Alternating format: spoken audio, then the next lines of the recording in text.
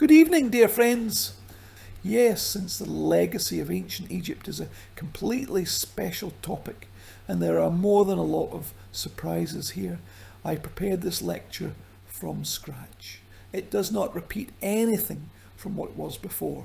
And, when I thought about what to surprise you with and what to please you with, I realised that I would very much like today, in addition to, as always, the richest visual series and a large number of monuments of ancient Egyptian art, that today, in the lecture about man, about his prayer, about how the Egyptians saw a dialogue between man and God, the voices of ancient Egyptians were heard as much as possible.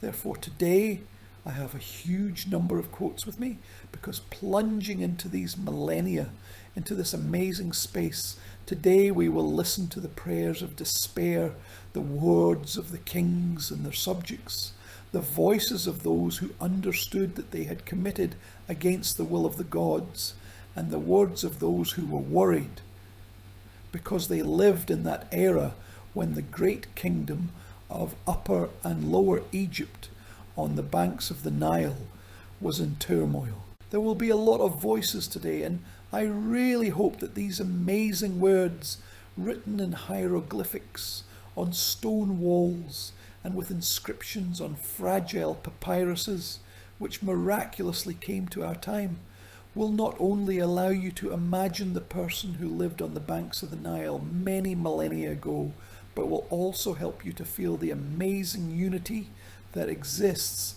despite the difference in cultures, the past centuries, the difference in religions, the difference in languages between us and the person who existed there far on the banks of the Nile, sometimes several millennia ago. Therefore, today there will be a lot of quotes. God created all the lands, but the lands of Egypt before others, and art came out of it, and knowledge to reach the place where I am.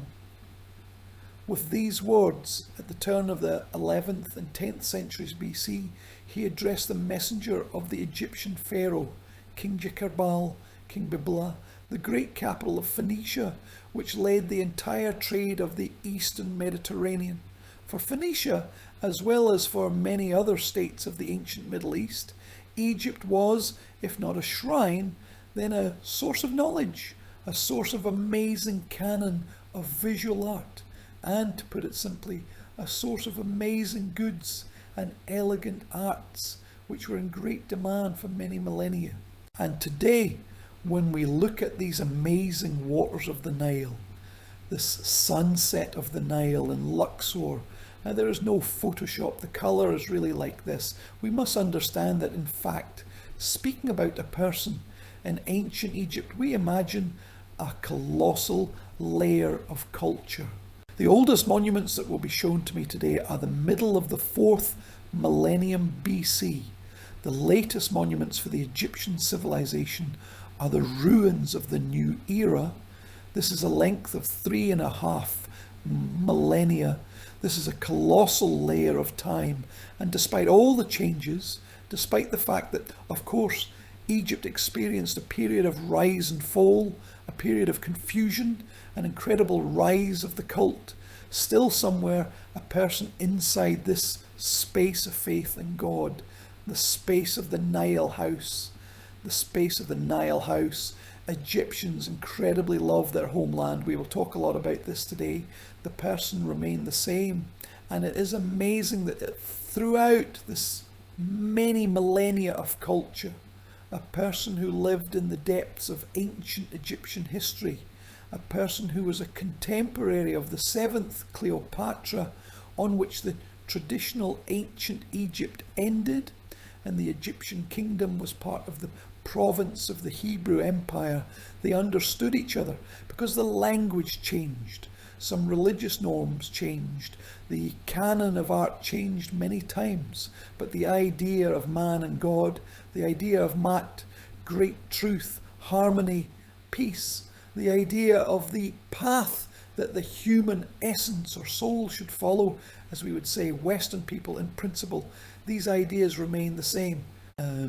I want to start my story with an amazing place.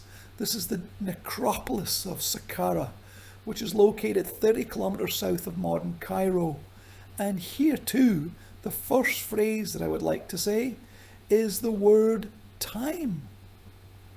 Think that the first burials that were made here are the first half of the 4th millennium BC, and the last burial is the early Coptic period.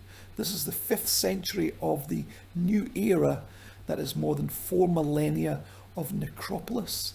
And above this huge zone, which from north to south is about 7 kilometers, the first Egyptian pyramid reigns above it, the pyramid of the King Nefertiti.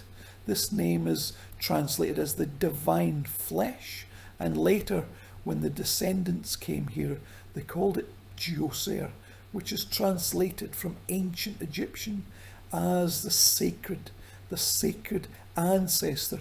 And you know, when you walk through Saqqara, through its incredibly small golden sand, you look at these monuments from the west. You look at the wind that carries the sand and which literally in a moment blurs your tracks. Then, knowing the history of this place, sometimes you catch yourself thinking that it is incredible to feel the history with your own feet, because you are literally walking through the hundreds. And on the one hand, there are famous tourist monuments nearby. You buy a ticket, and on the paved road you go to the pyramid. And on the other hand, there is a space full of unsolved stories. This man was called Menhepper. He lived in the 15th century BC during the reign of Tutankhamun III. This is what the stamps on his shoulders say. This sculpture was found in Saqqara 6 days ago, not far from the tourist trail. And here, on these 2 wonderful frames, which were made by scientists from the Egyptian Archaeological Mission, this first frame is actually the process of cleaning. Here's the accumulation of many millennia of soil and sand, and suddenly you see these huge, subdued, incredible eyes, which from the 15th century BC again look at us. And in what centuries the tomb was buried and when it was hidden, of course, it is very difficult to answer today. When we look at the monuments of Egyptian art today, we must again and again, and unfortunately in our world it is extremely relevant to say that cultural heritage is fragile. In order for nothing to happen to this statue, it was decided to remove it from that niche which had been there for several thousand years and move it to the future. I still hope it will open in November of this year. Great Egyptian mosque in Giza at the foot of the pyramids. Because the monument is so beautiful, so perfect, it is absolutely a museum monument. To leave it just like that, even in a guarded tomb, directly in front of the human eye, it is impossible. And just recently, these first frames were presented at the press conference of the museum as one of the most wonderful new finds in Egypt in recent days. In addition to the name, in addition to these incredible eyes, which actually look not at us, but at the one who should come here and make a sacrifice, come to the tomb of his ancestor. In addition to this, on his long sleeve belt, there are names, titles, a story about what kind of king he ruled, and a story about the fact that in the 15th century BC, he was a priest of the god Amun and the goddess Kadesh. The goddess Kadesh and the Syrian goddess. It was the time when Egypt opened a world for itself. And here, throughout my today's story, we will see not only a religious person, but a person who, on the one hand, madly loves his homeland. There was literally such a concept as Henu. Henu is a tomb. This is the homeland. This is the Nile Valley, which one does not want to leave. And on the other hand, together with the troops of the same Thutmose III, with whom Mr. Menhepper lived, the Egyptians first saw snow on the Carmel Mountains, on the territory of modern Lebanon. And coming to the banks of the Euphrates, they saw a river that flowed to the opposite side of the Nile and called it the Great Counterflow of Naharina. Naharina is Syria, counterflow. Another land, quite amazing, open to this world, to the Egyptians, who at the same time, knowing the surrounding world, tried to avoid travel and tried to look for an opportunity to find the end of their life on their homeland. And there in Saqqara, on top of the tomb, there are pyramids, but below there are catacombs, multi-tiered catacombs, tombs, ruins. And to this day, the richest tombs are found here. And this, for example, is a cache where local priests were buried who sent cults of different gods in the 6th, 1st centuries BC. At this time, the era of the Smuts, the era of a very strong foreign influence on the Egyptians. So not everyone had the opportunity to make a tomb, but to order a coffin perhaps. Relatives found means to ensure the ritual mummification and to do at least something so that their beloved deceased and beloved deceased found the right transition to another world. Ancient Egyptians have a very special understanding and feeling of death. It is perceived as a barrier, as a threshold through which you need to step over. And sometimes they say that when a person leaves the world of the living into the world of the eternally alive, or rather the undead, as we would say, he crosses the Nile by boat, crosses the heavenly river by boat. And this crossing from our life, small but very important for the ancient Egyptians, to the eternal life, inspired the ancient Egyptians at some point to capture their love for life, for this life. Therefore, there are so many fantastic paintings that tell about his house, how his wife was called, how his children were called, how he had a fleet, how he once went to the temple for pilgrimage. And on the one hand, I start the story of ancient Egypt with death, sarcophagi, and not only, but on the other hand, precisely based on this topic, which was so shamelessly and senselessly raised by Hollywood, we penetrate into the fact that thanks to the feeling of death, the ancient Egyptian on the walls of his tombs recorded his dream of how he wanted to live, what was beloved, what was dear to him in this life, what he wants to take with him in the eternal stay. For the ancient Egyptian culture, one of the most important concepts, which probably lay in the terms of cultural memory, is the name Ren. Because while your name is alive, while it is pronounced by the descendants, your essence is alive. And these sarcophagi from Saqqara are covered in the literal sense with dust. And this cleaning, on the one hand, shows how the ancient master invested himself to make this last haven for the humanity of the embalmed body. And on the other hand, as always, every time, the title and the name. To read this name, to do what the ancient Egyptian dreamed of. Many years ago I came to Saqqara, and there in the tomb of one Velmoji, a blacksmith, that is, all the main bone remains, which are poorly preserved, roughly speaking, mummies. They're very carefully put together there. There are such neat boxes. They have skulls, bones, a signature of who it is, what it is. Only royal mummies and the mummies of special safety are taken to the same, for example, Egyptian museum in Cairo.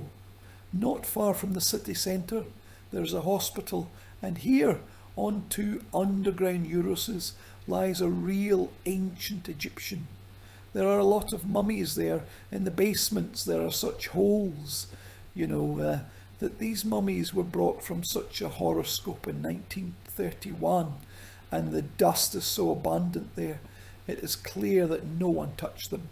But still, when you have an understanding about who it is, when he lived, what events connected this Egyptian with the history of one or another era. You know, it's amazing. And for some, it's just a skull lying in the tomb. It's a random frame. And for some, it's history. And, you know, somewhere on the internet, there is a picture of me when I'm coming out of the pit. And I'm holding in my hands the skull of the great singer Boga Merit from the 14th century to the new era, about whom I know so much. I know her parents. I know who her husband was. I know who her children were. Well, when we look at the family album, it's not an exaggeration. It's absolutely amazing. And it makes, in the world of mummies, in the world of skulls, in the world of tombs, in the world of tombs that are now nameless on the floor, covered with sand, to see people. No, this is very important. It was not just a part of the Egyptian cultural memory. It was the dream that they tried to leave for themselves in the millennia. And this stela, it was also found in Saqqara literally a month and a half ago. Today I show very new things. Look how beautiful they are. They lived at the turn of the 14th to 15th centuries to the new era. Here is the father and mother, the son and his wife, their children, and the figures of the children were not completed for some reason. That is, the tomb was not completed. But every time we see in Egypt this testimony of the past embodied through the mummy, through the skull, through the Book of the Dead, through these sensations of the other person. In fact, we will be right if we try every time to see living people. And today there will be quite a lot of such stories about living people. At the same time, the burial as a ritual of transition was very busy by the Egyptians. Here too, from the tomb of Saqqara of the 13th century to the new era, a fragment of relief. The upper register, here is just the entrance to the tomb. The priest leading the funeral ceremony. He holds the mummy vertically. It is cleansed with streams of water. Here lies the sacrifice. And the weepers, together with the widow, raise their hands, because even though the eternal life is waiting for him there, but they lose him, just as it hurts when we lose our loved ones. In the middle register, the sarcophagus of this mummy is carried on a sacred boat to Necropolis, and here in the lower register all family members go and they read and remember the deceased and his wife, because for them they are blessed ancestors and beloved parents.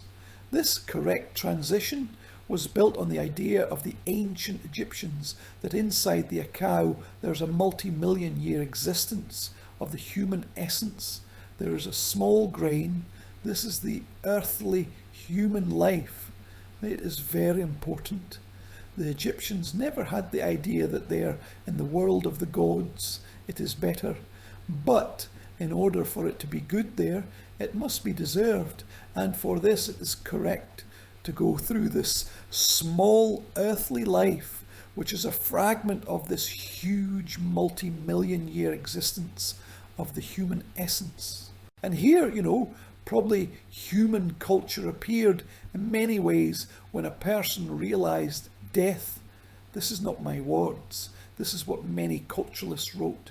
And when at this farewell or at the realization of the end, a person thought about what he creates, what he leaves behind, how he sees off his loved ones. And somewhere here, wisdom was born.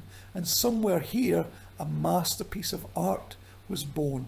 I think that those who love ancient Egypt, everyone knows this relief perfectly. It is stored here in Moscow. This is the State Museum of Art of Pushkin.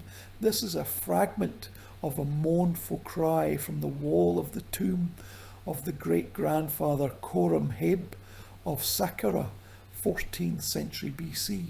These are not weepers, as often someone writes on the internet. These are weepers because Khorramheb was a military leader, and all these people in military propaganda, these are soldiers who cry for their general. And these raised hands in the incredibly refined art of this era, how else can you convey their feelings after a millennium? How easy it is for us to understand these feelings today, despite the fact that we may not read the accompanying inscription. And how sad it is when today you walk along the tomb of Khorramheb of Saqqara. You say, well, here was the slab which is in Moscow, and then it continues. And here is the slab which is now stored in Detroit. And here are all these walls in Leiden, and all this was brought out in the 19th century. Therefore, when we are going to talk about a person today, I will continue my story. It is constantly important for me. I really love museums. I am a museologist by my first specialty. I will call you a museum so that you, having been in some countries, or I don't know, in another city, would like to go there and see what you have remembered here today at this lecture. The fate of a person is immortal, and Mr. Maya, the great treasurer, architect and personal friend of Tutankhamun, that is the 14th century BC, together with his wife Merit, he stands in front of the table on which the sacrifices lie. On the other side of fate there is Osiris, the great ruler of the world. He is by no means the god of the dead. He is the god of immortality. He is the one who first, having passed through death, gained immortality, and every ancient Egyptian dreamed of being rejuvenated with Osiris in his post-mortem state. That is why in Egyptian texts it is often written about him as a voice justified by Osiris's post-mortem judgment. But Osiris, in order to someday become the judge of another world, was justified by the highest advice of the gods. Behind Osiris stands his mother, the goddess of the sky nut, her name above her head, and then two sisters and two wives, Isis and Nephthys, the great goddesses of the Egyptian civilization revered for many millennia. The main colour that you see here is white. This is a white star on the wall, covered with stars, and yellow gold, which is filled with figures. For white is purity, and yellow gold is immortality.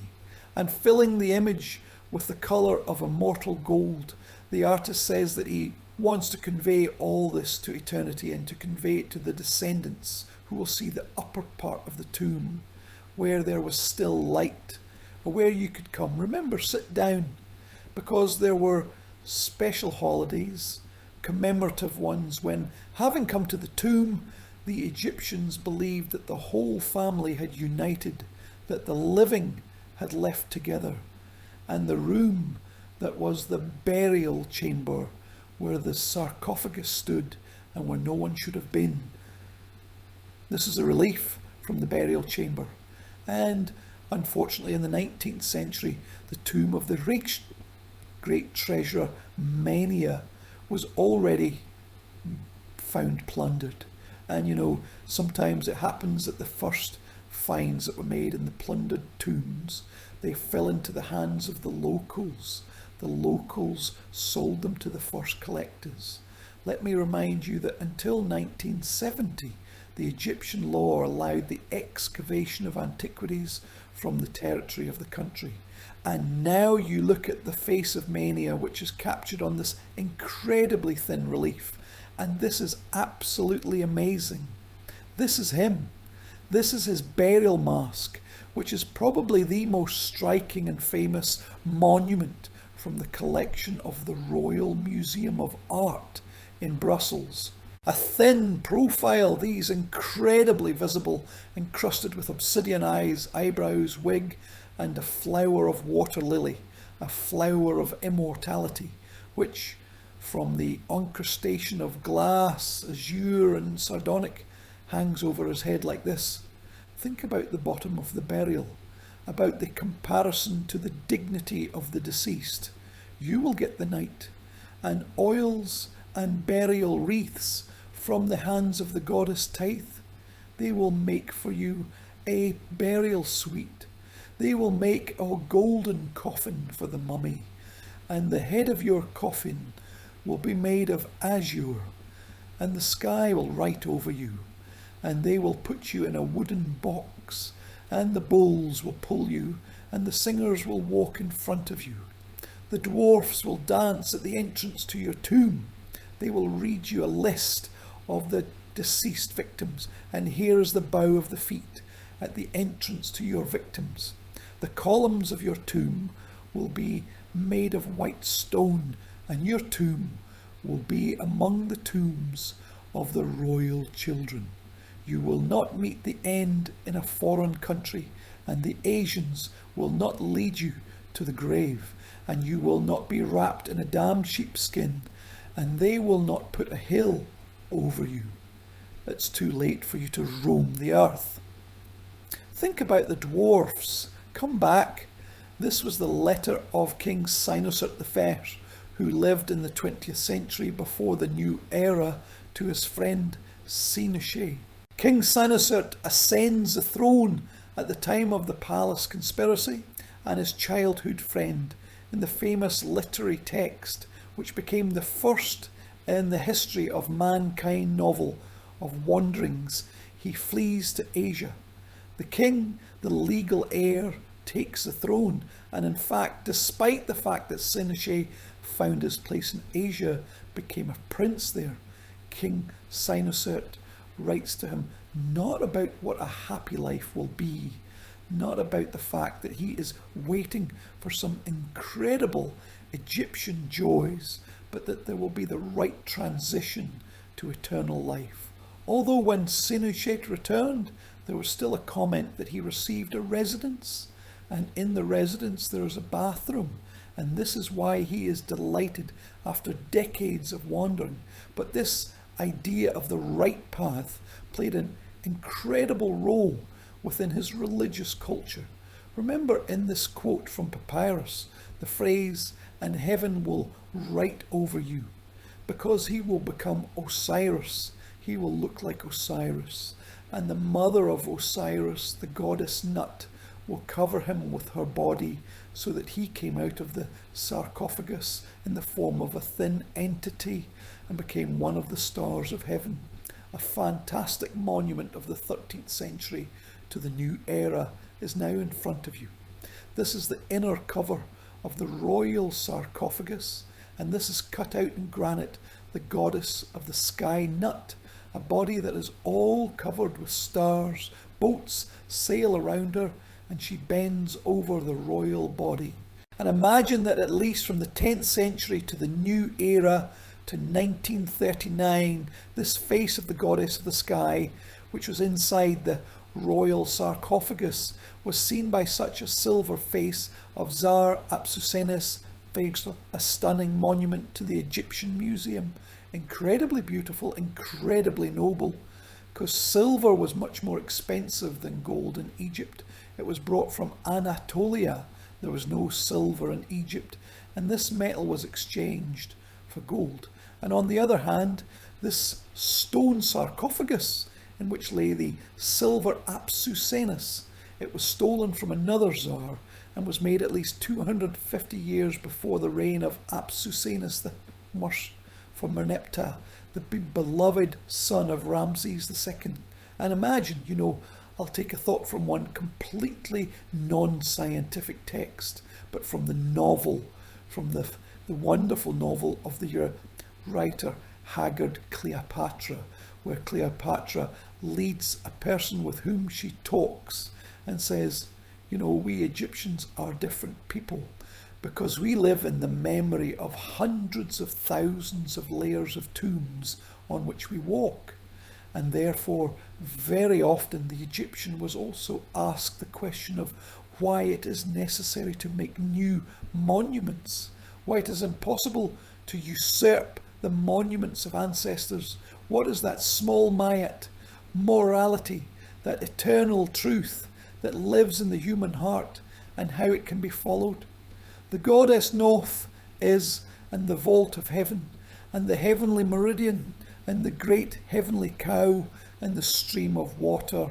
Because the ancient Egyptian religion, we conventionally call it a religious term, genotheism. That is, it is a simultaneous representation of the existence of a single pre-eternal God and a myriad of gods on which it disintegrates, as in its apostasy, which in turn are again the essence of the great pre-eternal God.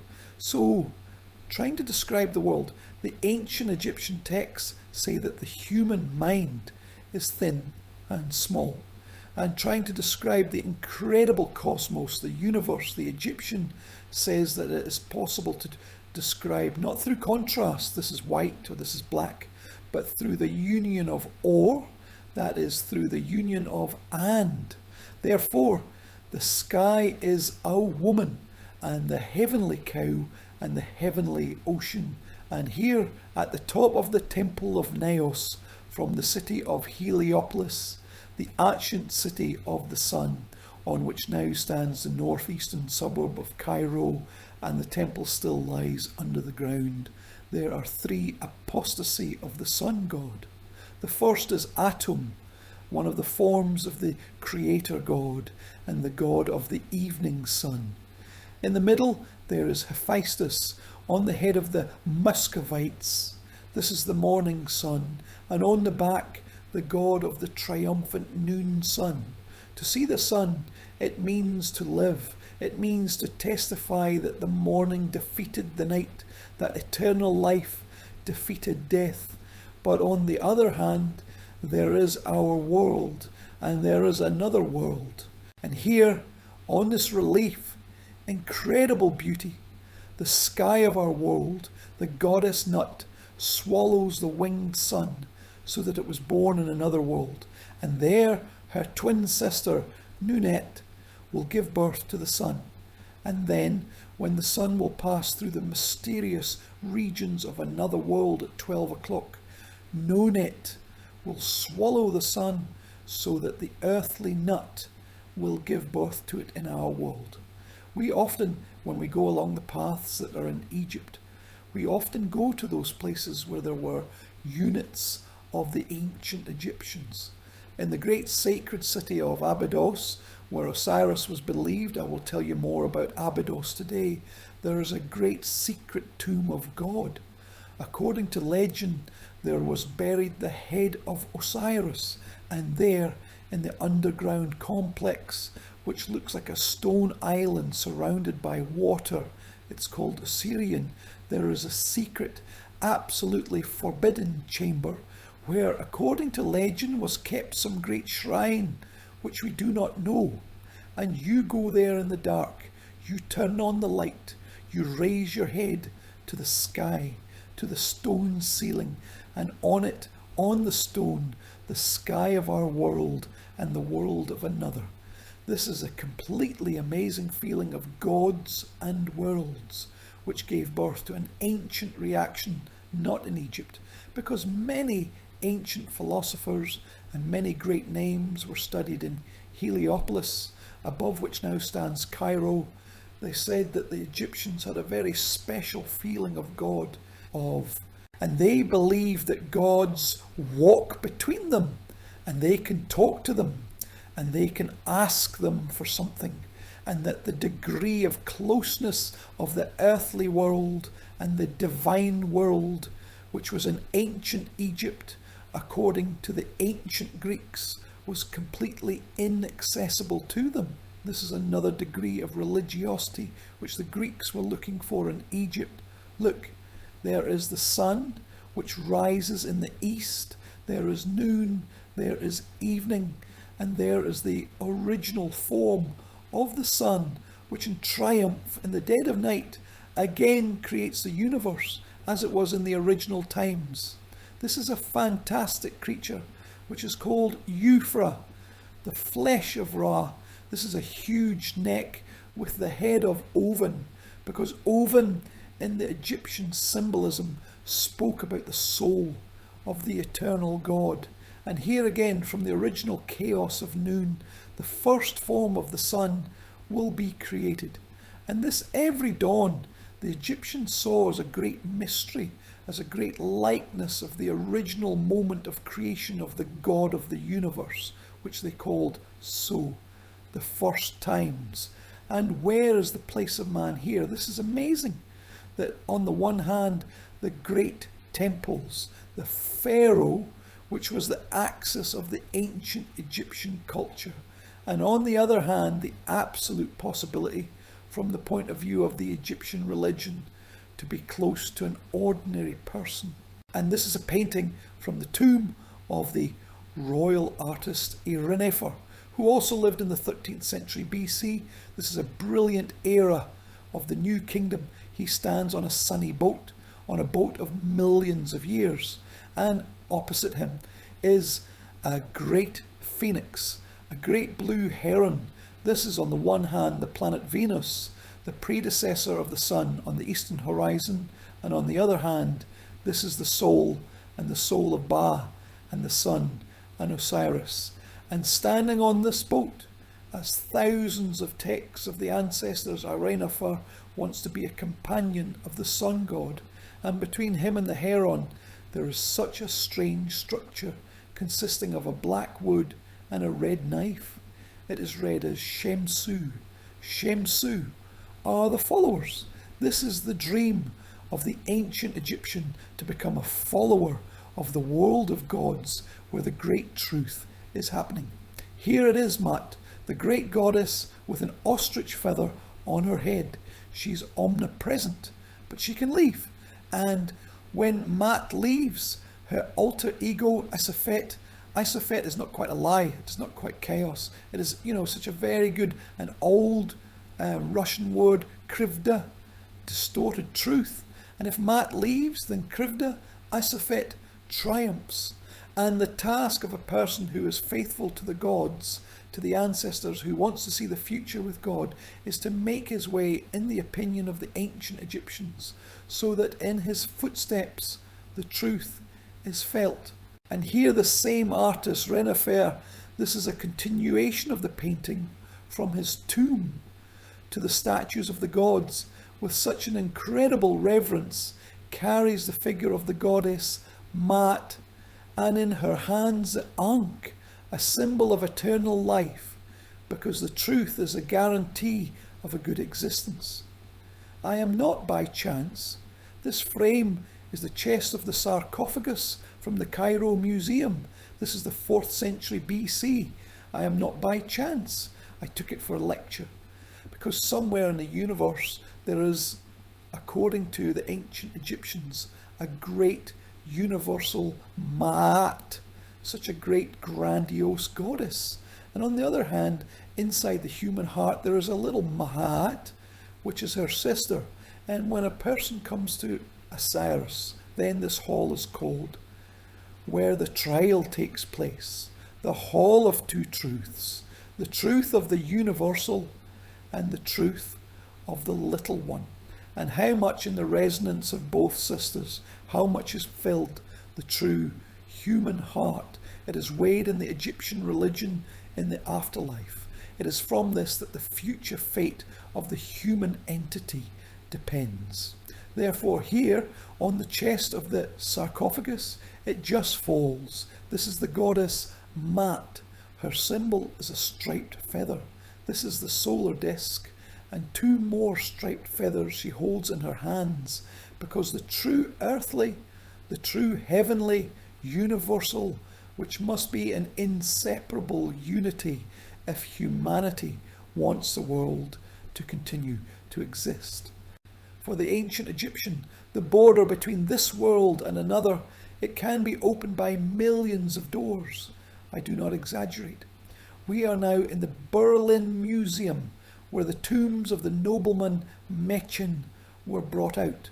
In the 26th century BC, his son Khufu Cheops, who built the Great Pyramid, you know perfectly well, Mechin made such a crushing career. And here In the fragment of her tomb which was brought out in the museum is a false door. This door and the ceiling, which once was, in the case of a real door, closed passage, it is turned into such a rumble and raised as a sign that the door is open. Here are his names, titles, all his history, and a little further in the tomb itself. Here he is, Machen himself. He goes to him, offers sacrificial offerings. This is the connection between the worlds. And if we living people come to the tomb, then, as the ancient Egyptians would see it, we must bring some kind of sacrifice in memory of a person. And if we have nothing, and we walk around the necropolis, and we read biographies, fates, stories, when you know the language of an Egyptian hieroglyphic letter, it is involuntary to tear out a fragment of the inscription.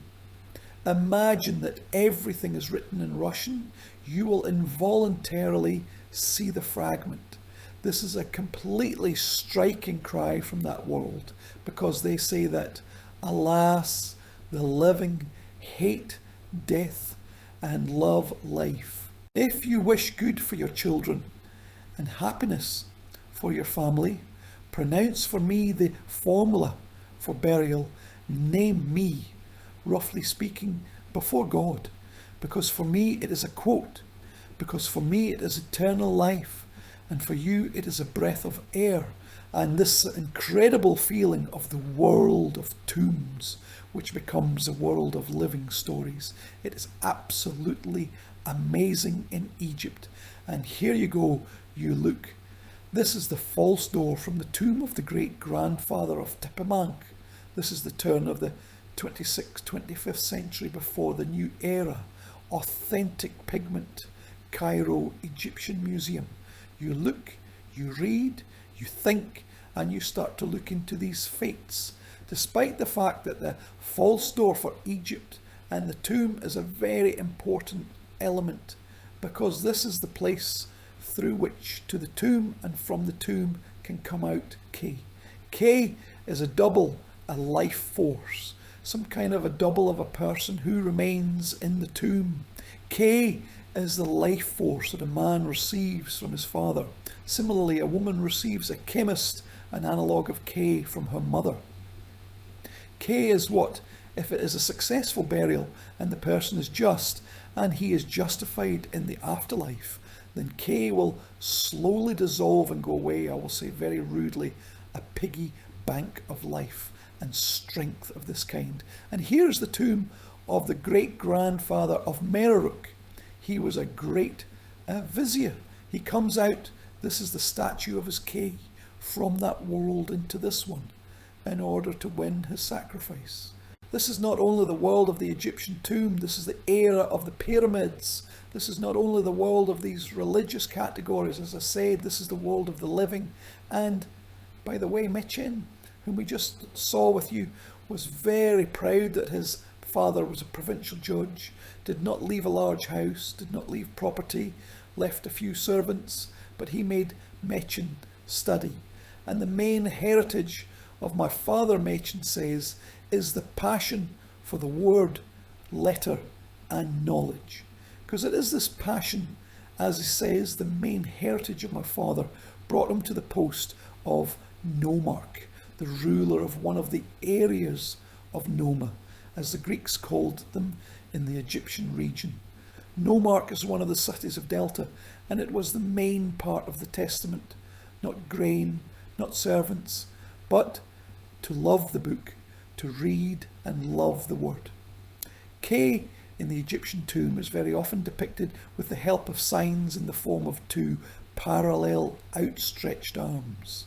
In Giza, not far from the Great Pyramid, there is the tomb of Mr. Ida, and there is such a false door, and he literally stretches his arms to the victim on whom you can put some offerings.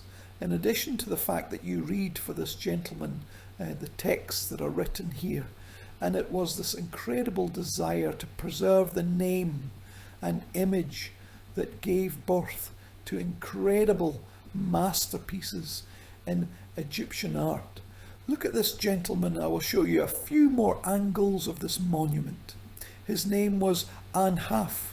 He lived in the 26th century BC. This is the architect of the Khafra pyramid, the second pyramid on the Giza plateau. He is the king's son, and once this bust of him also stood in the niche, and he had outstretched arms, ready to receive offerings. Look at this face. Look at the plastic.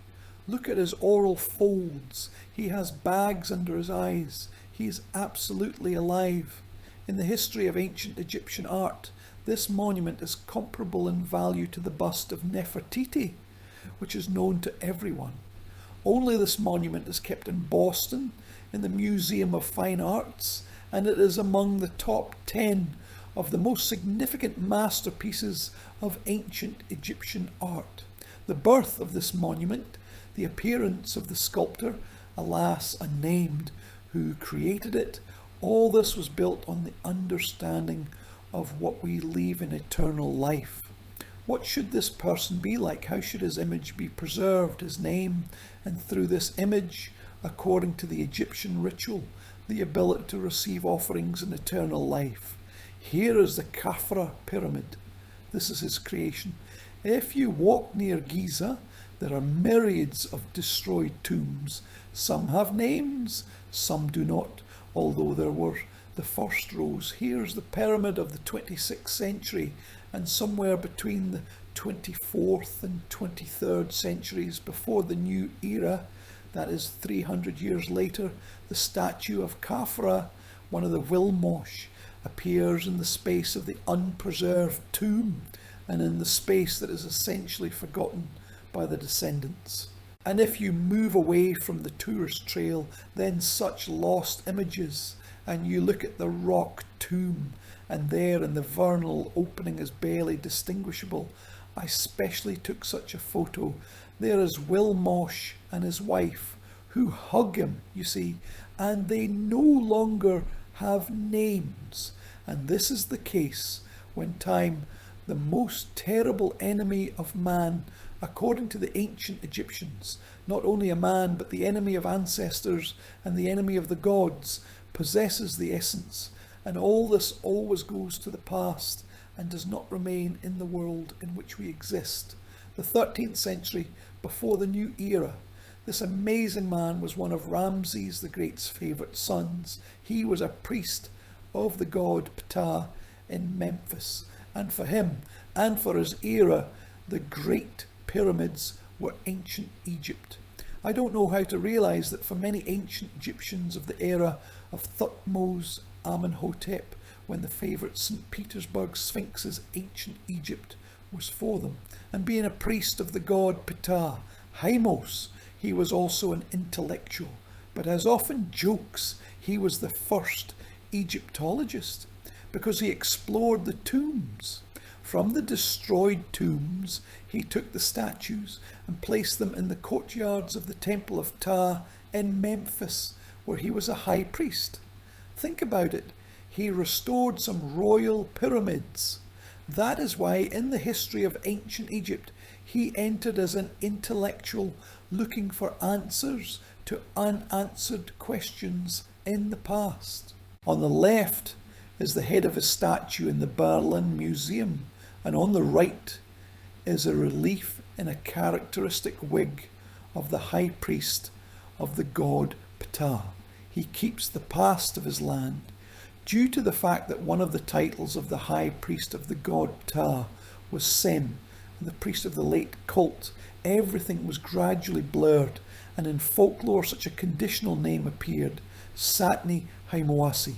And about this Satni Haimawasi, based on the image of which this image of the real historical Haimawasi, who lived in the 13th century before the new era, a whole body of demotic literature appears.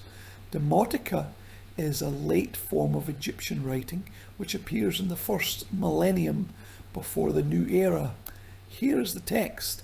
This is the text of the 1st century before the new era, the British Museum of London.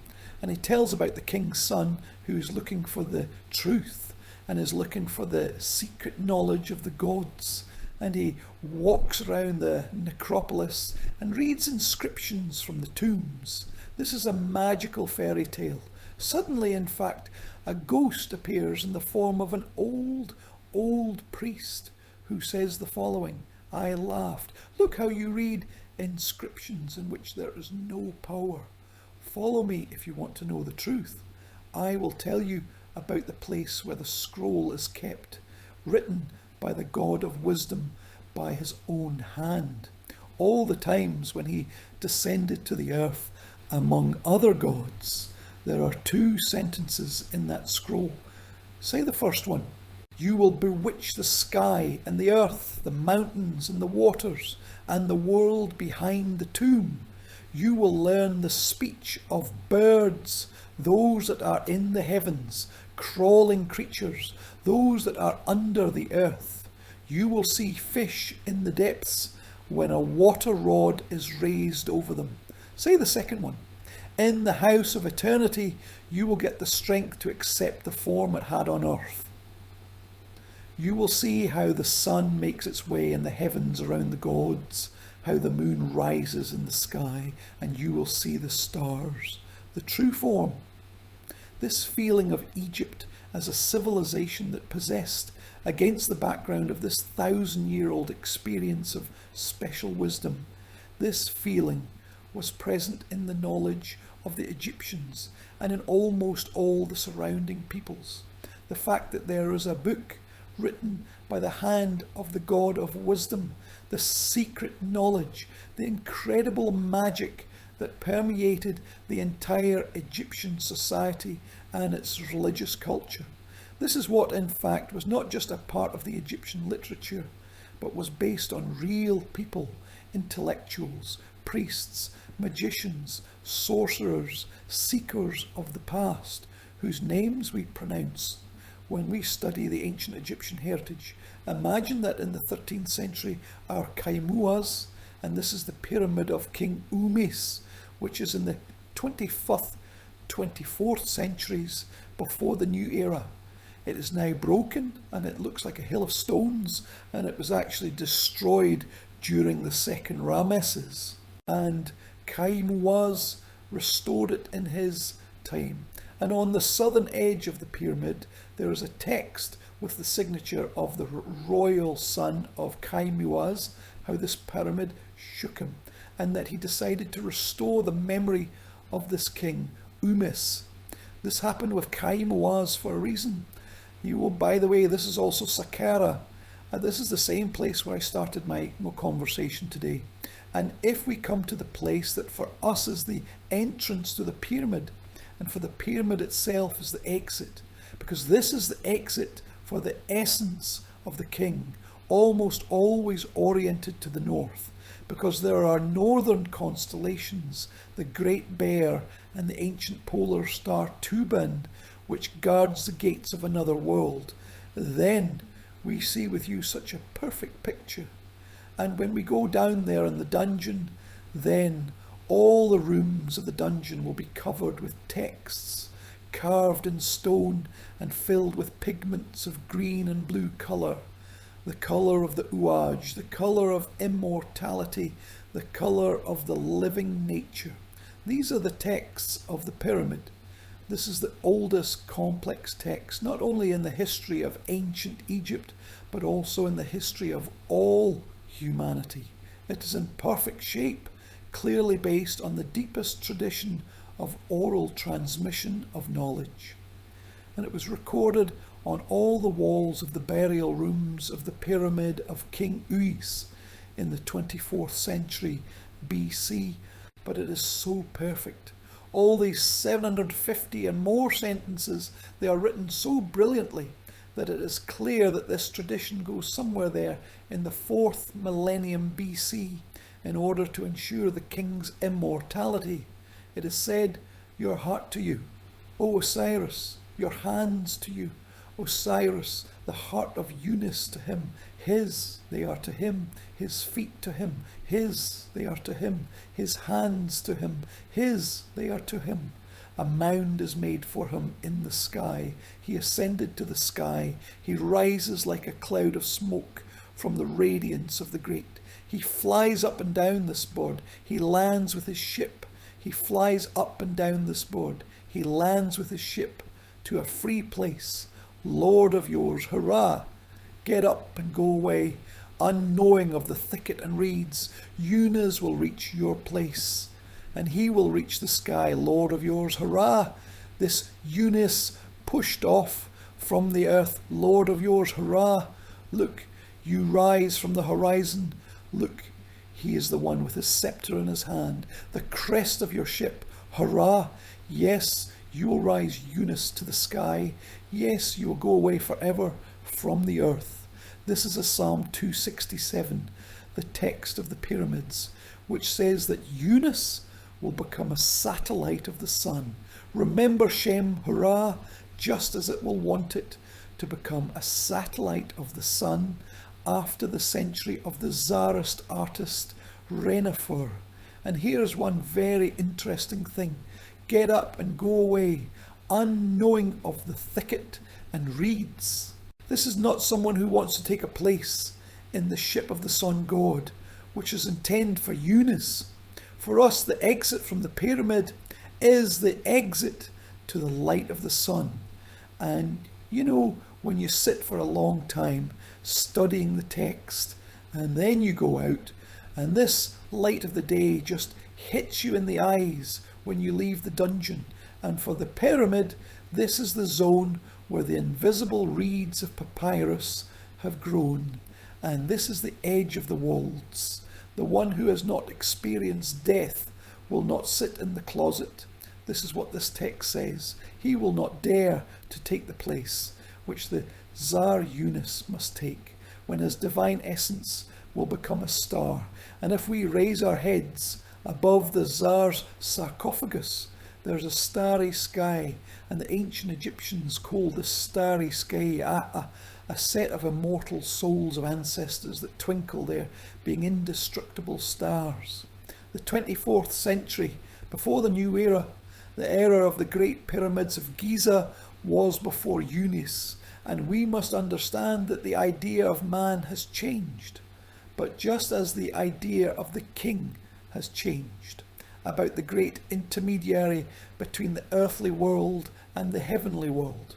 And in some eras, when, for example, Giza was built, this is the 4th dynasty.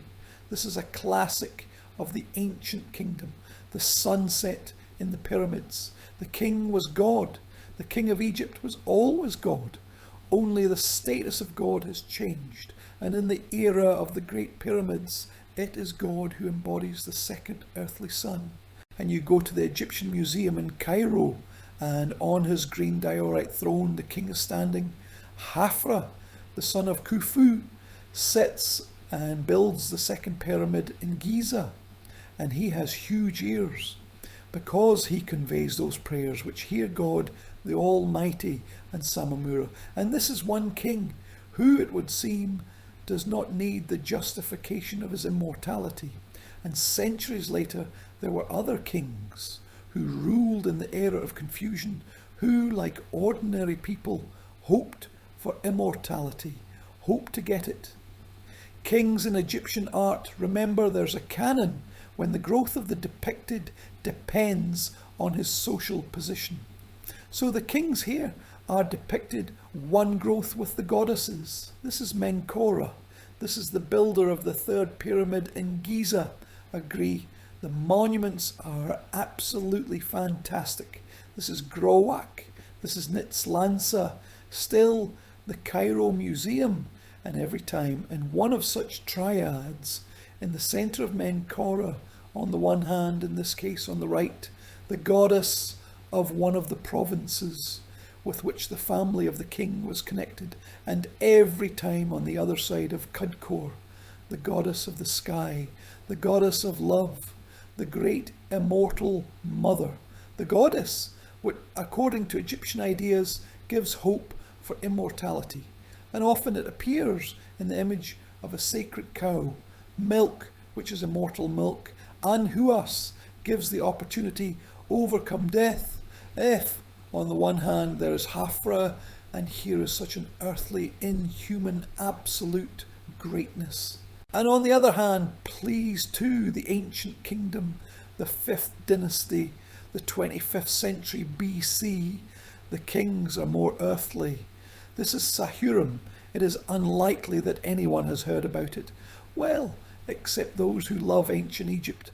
On the left is an amazing monument. This is a fragment of the relief of its pre-pyramid temple. The goddess of Upper Egypt, Nebet, feeds his breast, thus the milk of immortality. Anhuas, the Metropolitan Museum, keeps his wonderful sculptural group. He himself sits on the throne next to a small deity. This is a representation of Nome, the province where he comes from. And we got used to the fact that Egyptian kings are pyramids. This is a temple. This is something very great. We very often do not see for them human feelings, and human feelings were. Sahuram was the first Egyptian ruler who made a trip to the country of Punt. Punt is the territory of modern Somalia and Eritrea. That is, these are the countries of the Horn. And it was there that the great trees that gave the favourite fragrance of the ancient Egyptians. And when we look at ancient Egypt and we say a word to the expedition to Punt, many immediately in their heads the image of the famous pharaoh woman, Queen Hatshepsut, in the 15th century BC, which told a whole story about it in the pre-pyramid temple. But he, Sahuram, was the first. And think about it. The 25th century BC ships returned to Egypt, and here on the masts the pavians run. Unfortunately, people greet the king. Here are the gifts of Punt and Ladin and Nera and Blackwood and gold and dogs of rare breeds. That is, all that exotic. What could give Africa? The second relief is also a pre-pyramid temple. Sahuram himself sits there, and next to the register, the upper register, on the level of his face, his wife is sitting there. Then the noblemen are sitting, the sons are sitting behind him. Everything is signed, all titles, all names. Below, look at the palace orchestra, 2 harps, flutists, singers who beat the beat of singing acoustinets or palms. And here is Sahuram himself. He touches his hands. He is huge. He is the king. He is God. By the way, a small peace tree. And he is offered a small, the 3rd register on the left, a small, I don't know how to call it, an instrument, something like this, in order to raise the bark of the tree a little and get the first sacred drop of this resin, future Egyptian temple blessings. Completely unexpected, such a very human creation, this amazing ruler. This is what the Sahuram temple looks like now. The Sahuram in Necropolis Abu Shir, these are a little northern Saqqara. Most of the columns, almost all the walls in the Berlin Museum, they were made of stone. And this is the man you know, Ludwig Borchardt, the one who will then find and bring Nefertiti. This is an early stage of his career. And today you go to the new museum and you see the walls of the museum with incredible scenes that once were in this pre-pyramid temple. And miraculously, 2 columns, and miraculously, the pyramid itself remained here in its original place. Evidence that once here was embodied in stone. An amazing legend of the royal life. Monin the king was not always an adult, and at the end of the era of the pyramids, at the end of the ancient kingdom, a baby rises to the throne. Pope II. This is the longest ruling king in the history of ancient Egypt. Due to the fact that he was a baby, he had a fantastically long life. We know the 98th year of his reign. This is unprecedented for ancient history. And here, on this amazing monument from the meeting of the Brooklyn Museum in New York, you see his mother, the great regent, Queen Antoinette's kid, who holds the baby on her lap. At some point, of course, he already got power as a legal adult, with a young man in her arms. This story about King Pepi proves that sometimes at the palace there were amazing stories, and the man was a man, and the king was a man. On his behalf, expeditions are carried out in the far south, in Nubia, in the territory of the modern Sudan, where gold is brought, all sorts of amazing goods. And Pope II, there is a faithful servant, Kufur, the image on the wall of the tomb, which in Aswan, in the necropolis of Kupet el Hawe, it is on the right. 4 times Kufur goes. He is very successful. He has troops. He overcomes the threshold of Nile. He brings everything that is necessary to the court of His Majesty. And once it happens that in addition to all this luxury which he carries on ships, he captured in one of the tribes which lived in the south of Egypt, a dwarf. And the dwarfs in ancient Egypt were considered to be magical beings.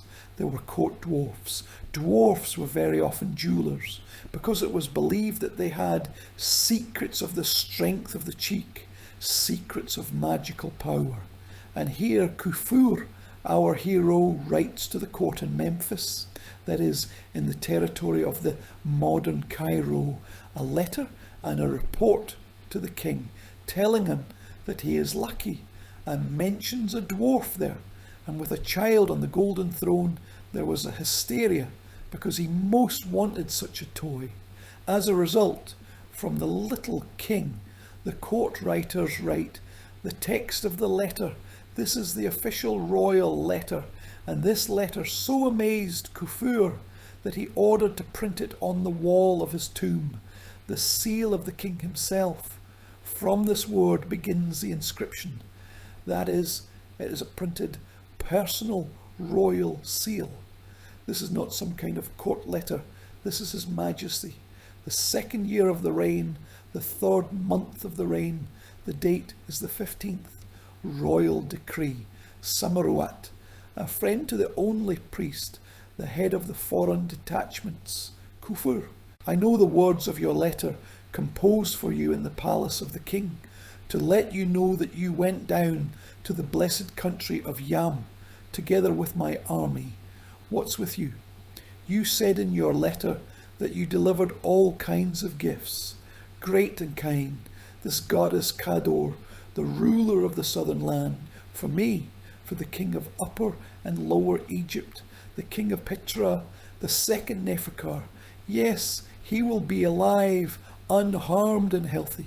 You said, by the way, in your letter, that you delivered a dwarf to dance in front of God from the distant country of Actio, a similar dwarf who was brought by the treasure of God Pojed from the distant country of Punt in the distant times of the king of Jedkar and Sesia. And that is, once before Jedkar and Sesia, the dwarf was also brought. You said to my Majesty that he had never been delivered similar to him by anyone else, passing through the land of Yam before. Every year they say, you do what your ruler loves and praises. You day and night take care of me, doing what he constantly loves, praises and orders your ruler.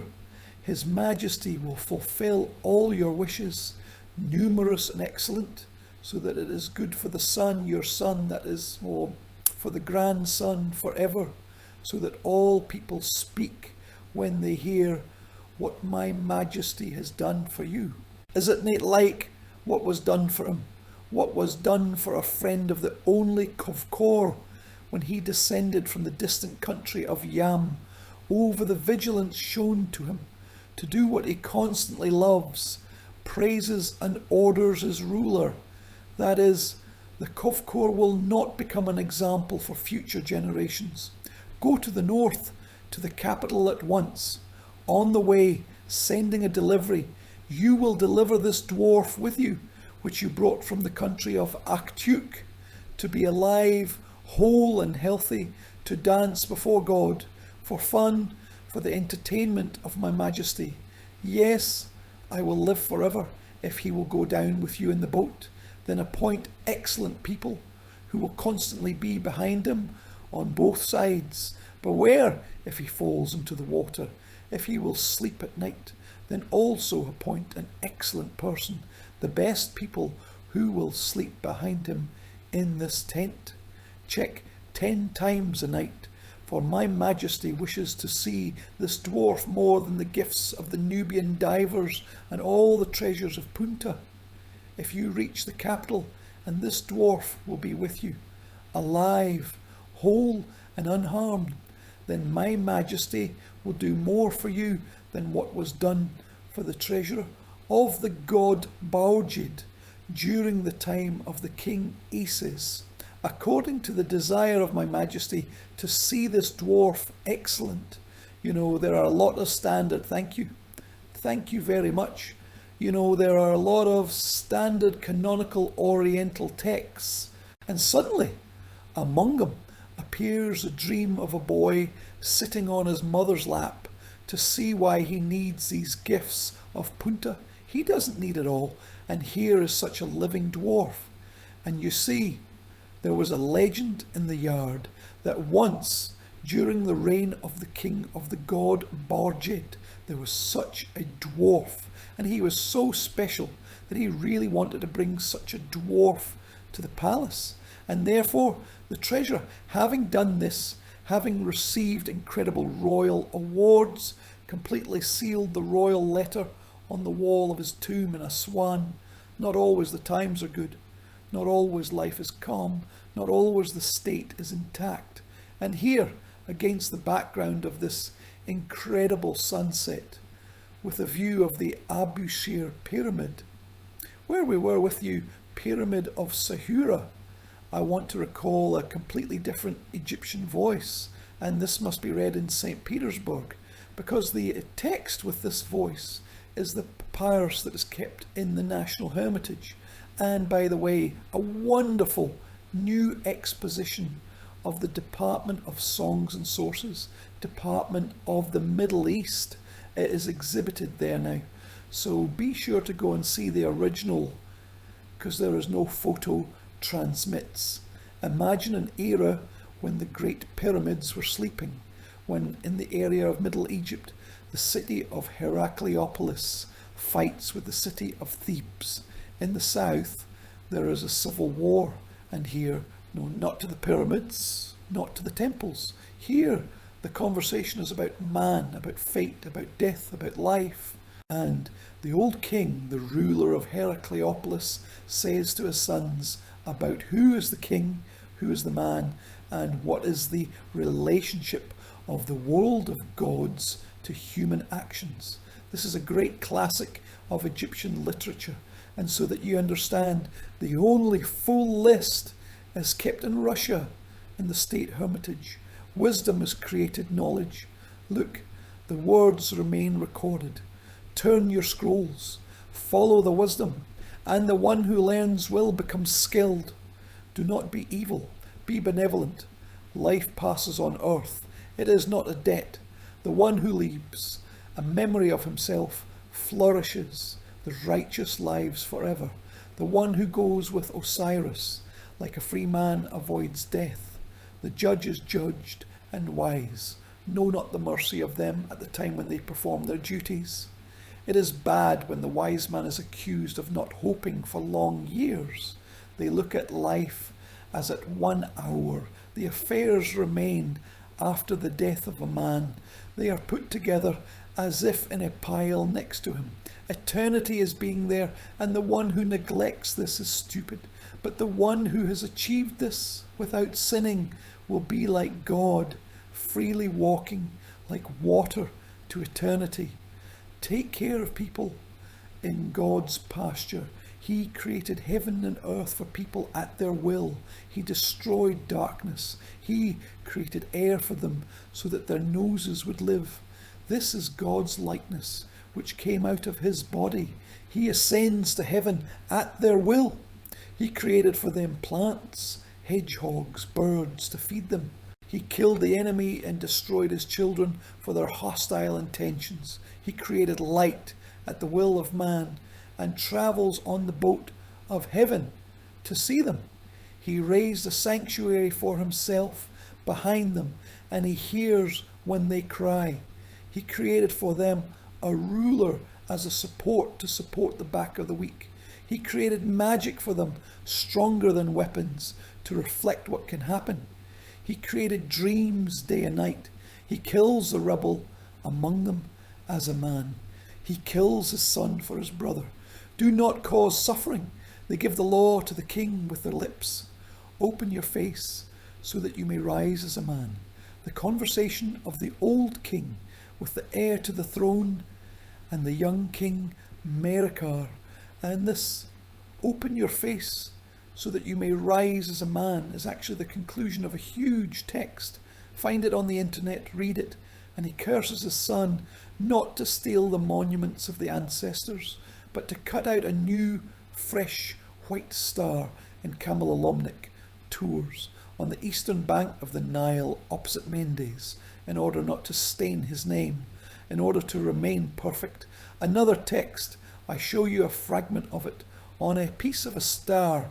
We call such monuments astrakons. Usually these are student works from the Egyptian school, and this is a fragment of the text. The text is actually very large. It is also stored in the collection of the State Ornithology and is among the legendary for the special significance of the Egyptian texts. This is the prophecy of Neferti. This is a text that tells that once upon a time the king Snore missed, and he was driven at his request about entertainment to a man, Neges. Neges is a simple free man, but he is an intellectual. He sees how the star rises Sirius. That is, he is fond of astronomy. He is the magician of the goddess Isis and the goddess Hathor. And the king, having fun, asked this man, who's called Neferti, to predict what will happen in the future. The prophecy of Neferti describes in a very soft form, in order not to enter into any political context, what happens to the country when it is dominated by misfortune. Yes, the text then tells that the good king Ameni will come, and this king will return prosperity to Egypt. But before he comes, what has never happened will happen. The day will begin with a crime, and the country will perish without a trace, without leaving a record of its fate. Harm will be caused to the country, but they will not grieve, and they will not speak, and they will not cry. What will happen to this country when the sun goes down and it will not shine, so that people look? They will not live in closed clouds, and all people will not pay attention without it. I will tell you, king, about what I will see. I have no reason to predict what will not come. The river will become the land of Egypt. They will cross the water on foot, and they will not look for water for the ship to let him swim, for his way will become a shore, and the shore is water. Asians, nomads, and enemies will arise in the east. Asians will go down to Egypt for lack of fortifications, and the alien will be nearby, and they will not hear the war, and they will slow down at the gates of the fortress at night, and the fortress will fall. Is it not a dream in my eyes? Am I not sleeping when I say that I am awake? And then the wild beasts will drink from the stream of Egypt, and they will cool down on the shores. I am showing you a country that is experiencing a disease. What did not happen will happen. They will take up arms, the country will live in turmoil, and then everyone will make arrows of copper, and they will need bread and being in the blood, and then they will laugh at the suffering, and they will not mourn the dead. They will not sleep hungry for death, since a person will worry only about himself. They will not grow hair as a sign of sadness, even for one day. And my heart weakens in the face of all this. One will kill another, and I will show you a son in the form of an enemy. a brother in the form of an enemy, and a person will kill his own father, and all the mouths will be full of words, "Do not pity me." All the good will disappear, so let the country perish. I am showing you a country that is experiencing a disease. Those who greeted will be greeted. I am showing you the lower in the upper. Everything will turn over as if on a potter's wheel. This is a fragment, one of the great texts of Egyptian civilization, which I really hope breaks the illusion of a happy, irreproachable and always successful Egypt. Of course, in the history of which there was a lot of confusion. And at the end of this text it says that a certain upper Egyptian king Amen will come. We are talking about the king Amenhotep, who at the beginning of the Middle Ages, at the turn of the 20th century, until the new era of the kingdom. This is a colossus from the Cairo Museum. And here I have to say one very interesting thing.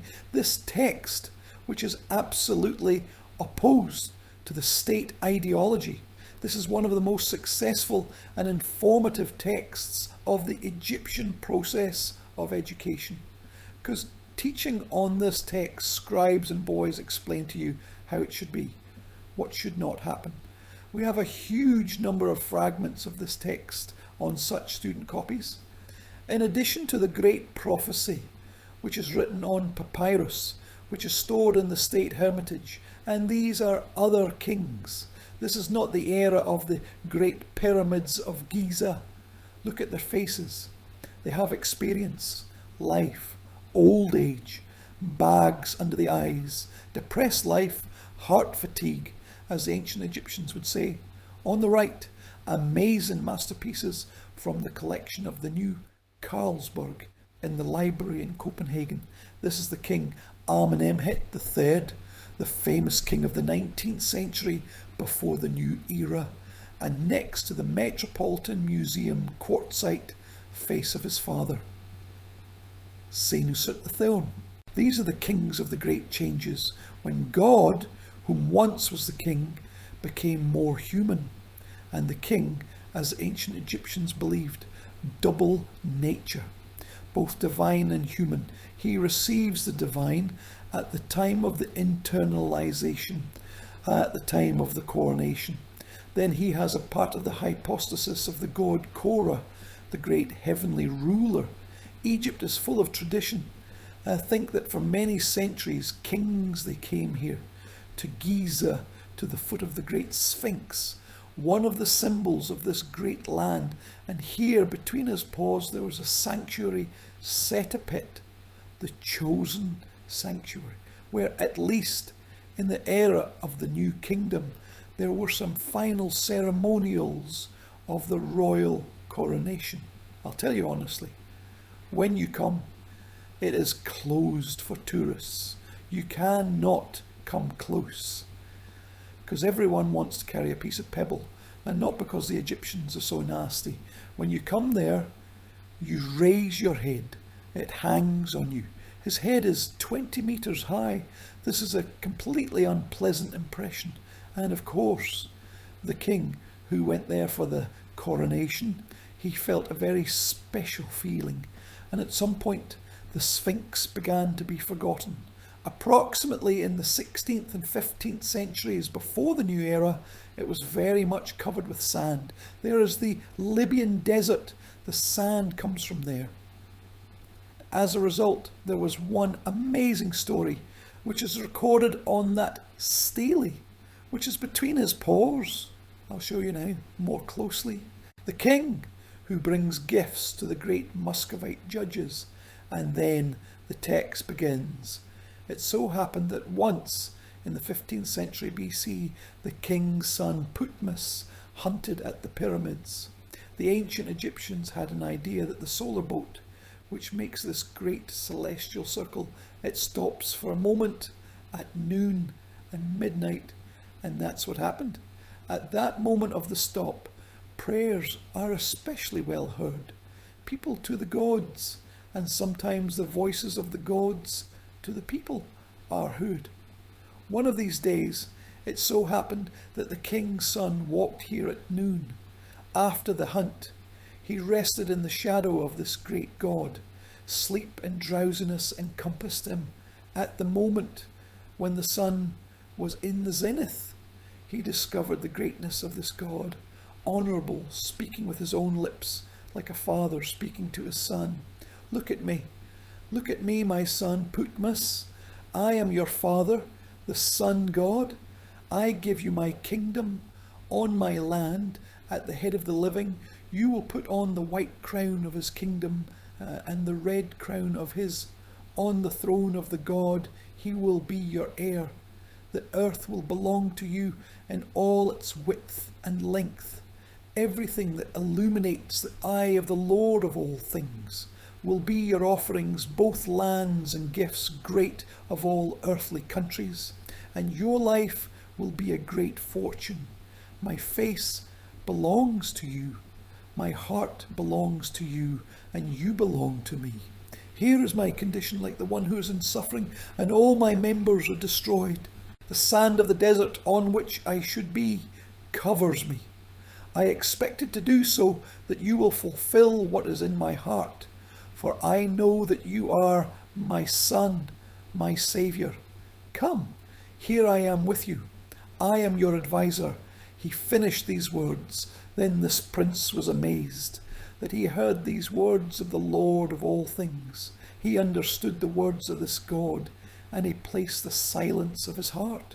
Waking up from this instant, sleepless sleep, Thutmose, shocked to realize that Sphinx Giza was talking to him, clears the monument, and not being a royal heir, becomes a king. His older brother dies, whom all his life his mother cried, Queen Tuya, who put a stela about the dead child around the Sphinx of Giza. There are found a lot of them. They are kept in the funds of the Cairo Museum. Think about it. One of the most famous monuments. The Royal Dream is one of the first such big royal dreams, which from the 15th century to the new era reached our time.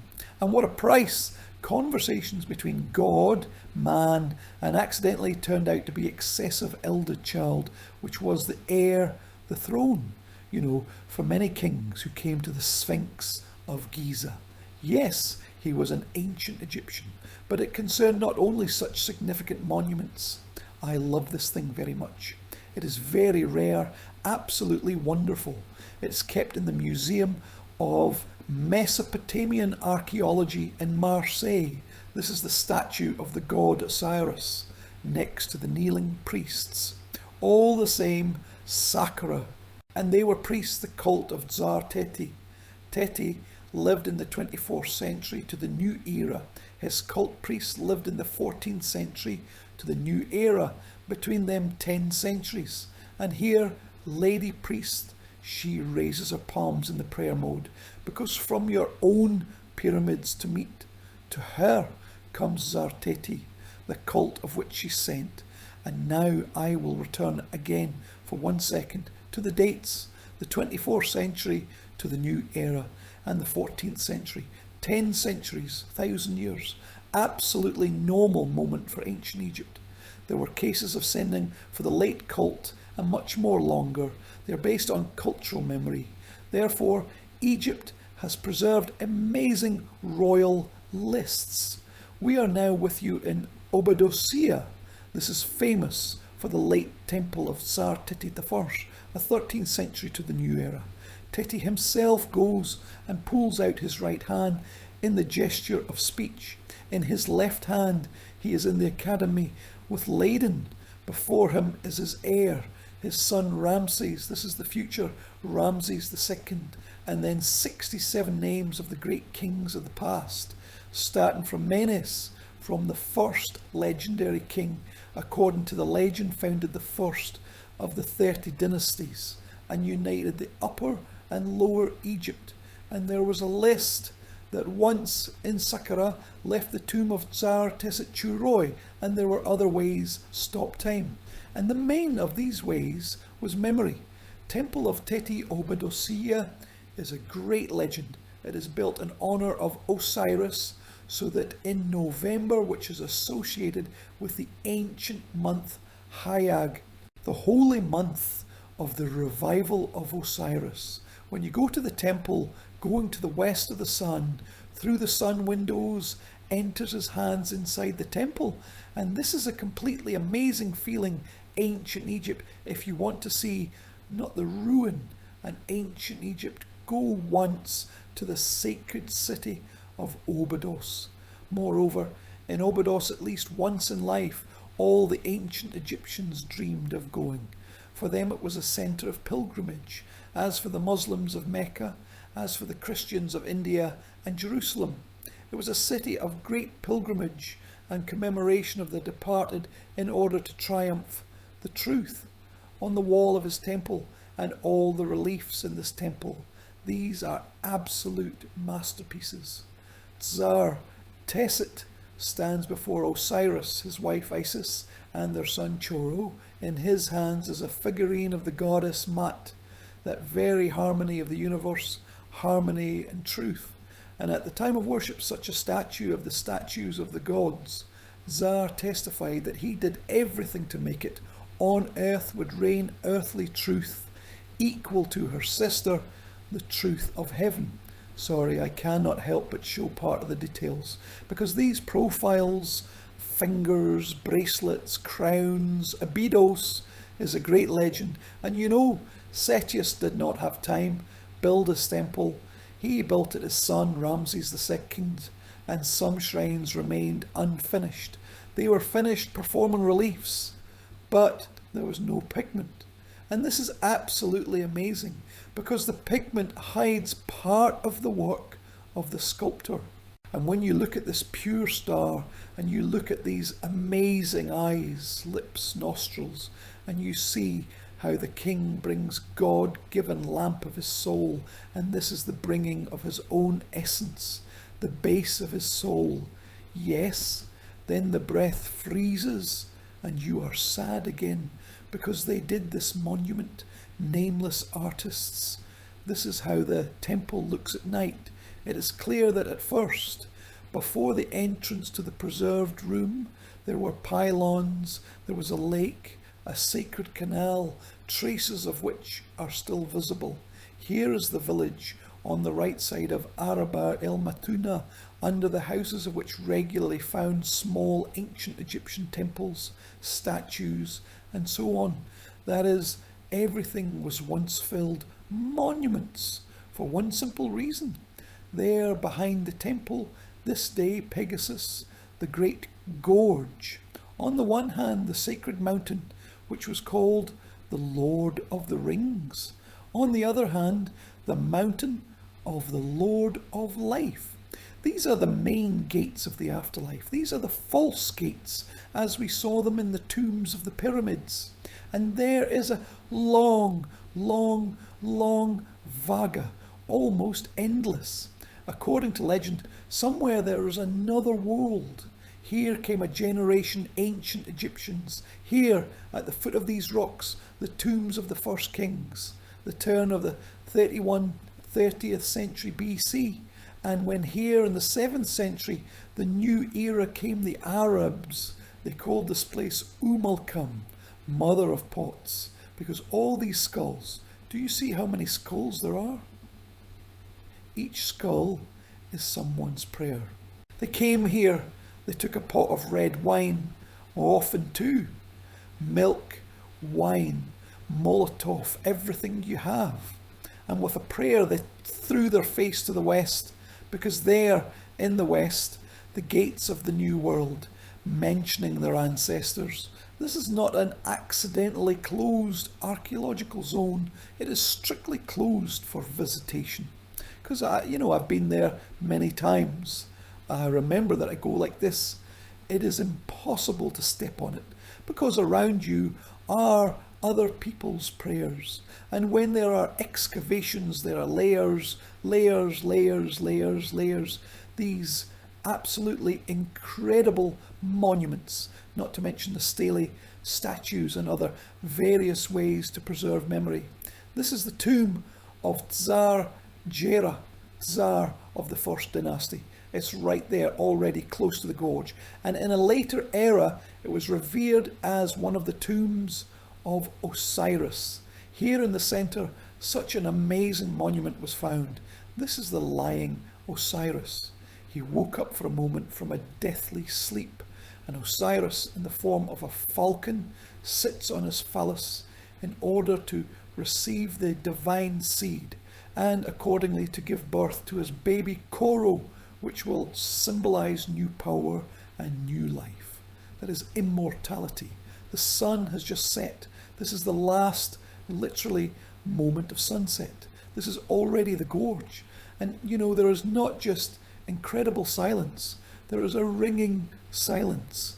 And the Egyptian sun sets very quickly. And immediately, the body of the goddess Nenut is covered with stars. The stars are incredible there. There is no urban light, and there is a black gorge covered with a myriad of diamonds. And you know what struck me there? Not the crawling scorpions. They crawl there. I was struck by something else, and there is very thin sand, and I was very interested. And I woke up and I just went there barefoot, not far. I left for 10 minutes and then I came back. And by that time, my footprints did not exist. There was only this sandy sea. 10 minutes, and that's it. And there you feel incredibly short life because you think, but you have passed. There will be your footprints. No, the wind levelled everything. And there is a sandy sea. And there, indeed, that place that was in ancient times available for individuals, mostly for kings, priests, and so on. Because this is one of those places where, according to the legend, ancient Egyptians are connected human and divine. It was divine, now human. Look what a wonderful lady, a very rare monument, and it is kept in one private American collection.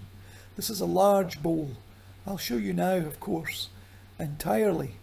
And suddenly a noble lady peeks out of the bowl. Look what wonderful hands she has. And in front of her is a sacrifice.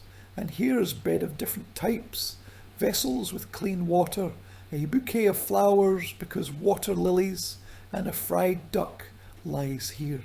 Pieces of meat, and she looks like this.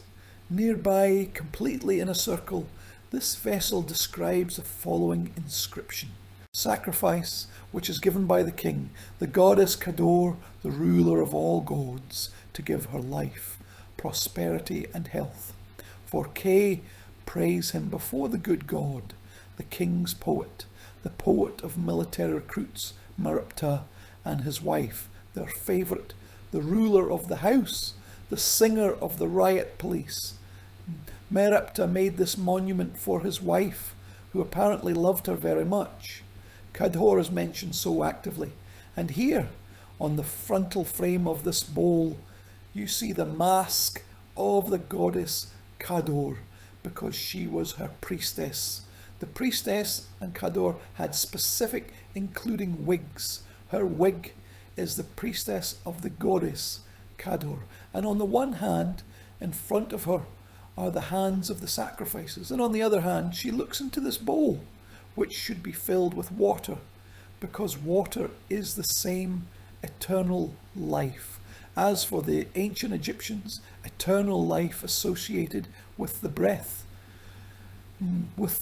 of life. And this was in the tomb, apparently her very beloved wife, because the monument is very, very well done. She, by the way, was a contemporary of Amenhotep III. Everyone remembers the St. Petersburg Sphinxes. She saw how these sphinxes were placed in the tomb, and this desire on the one hand to create a monument preserving the name, and on the other hand to make it so that there in another world it was good. This desire permeated the ancient Egypt, and here, look, just her hair on the left, and what an incredible face and hands. The monument is completely authoritative, amazing, untypical, and all these bowls that are in front of her. And here there must have been water, water of the goddess Kador, which will give her the opportunity coming to this world to swallow this water and gain immortality. Often such monuments were placed inside the tomb, and this block from the Museum of Archaeology of St. Petersburg in London, it is unique.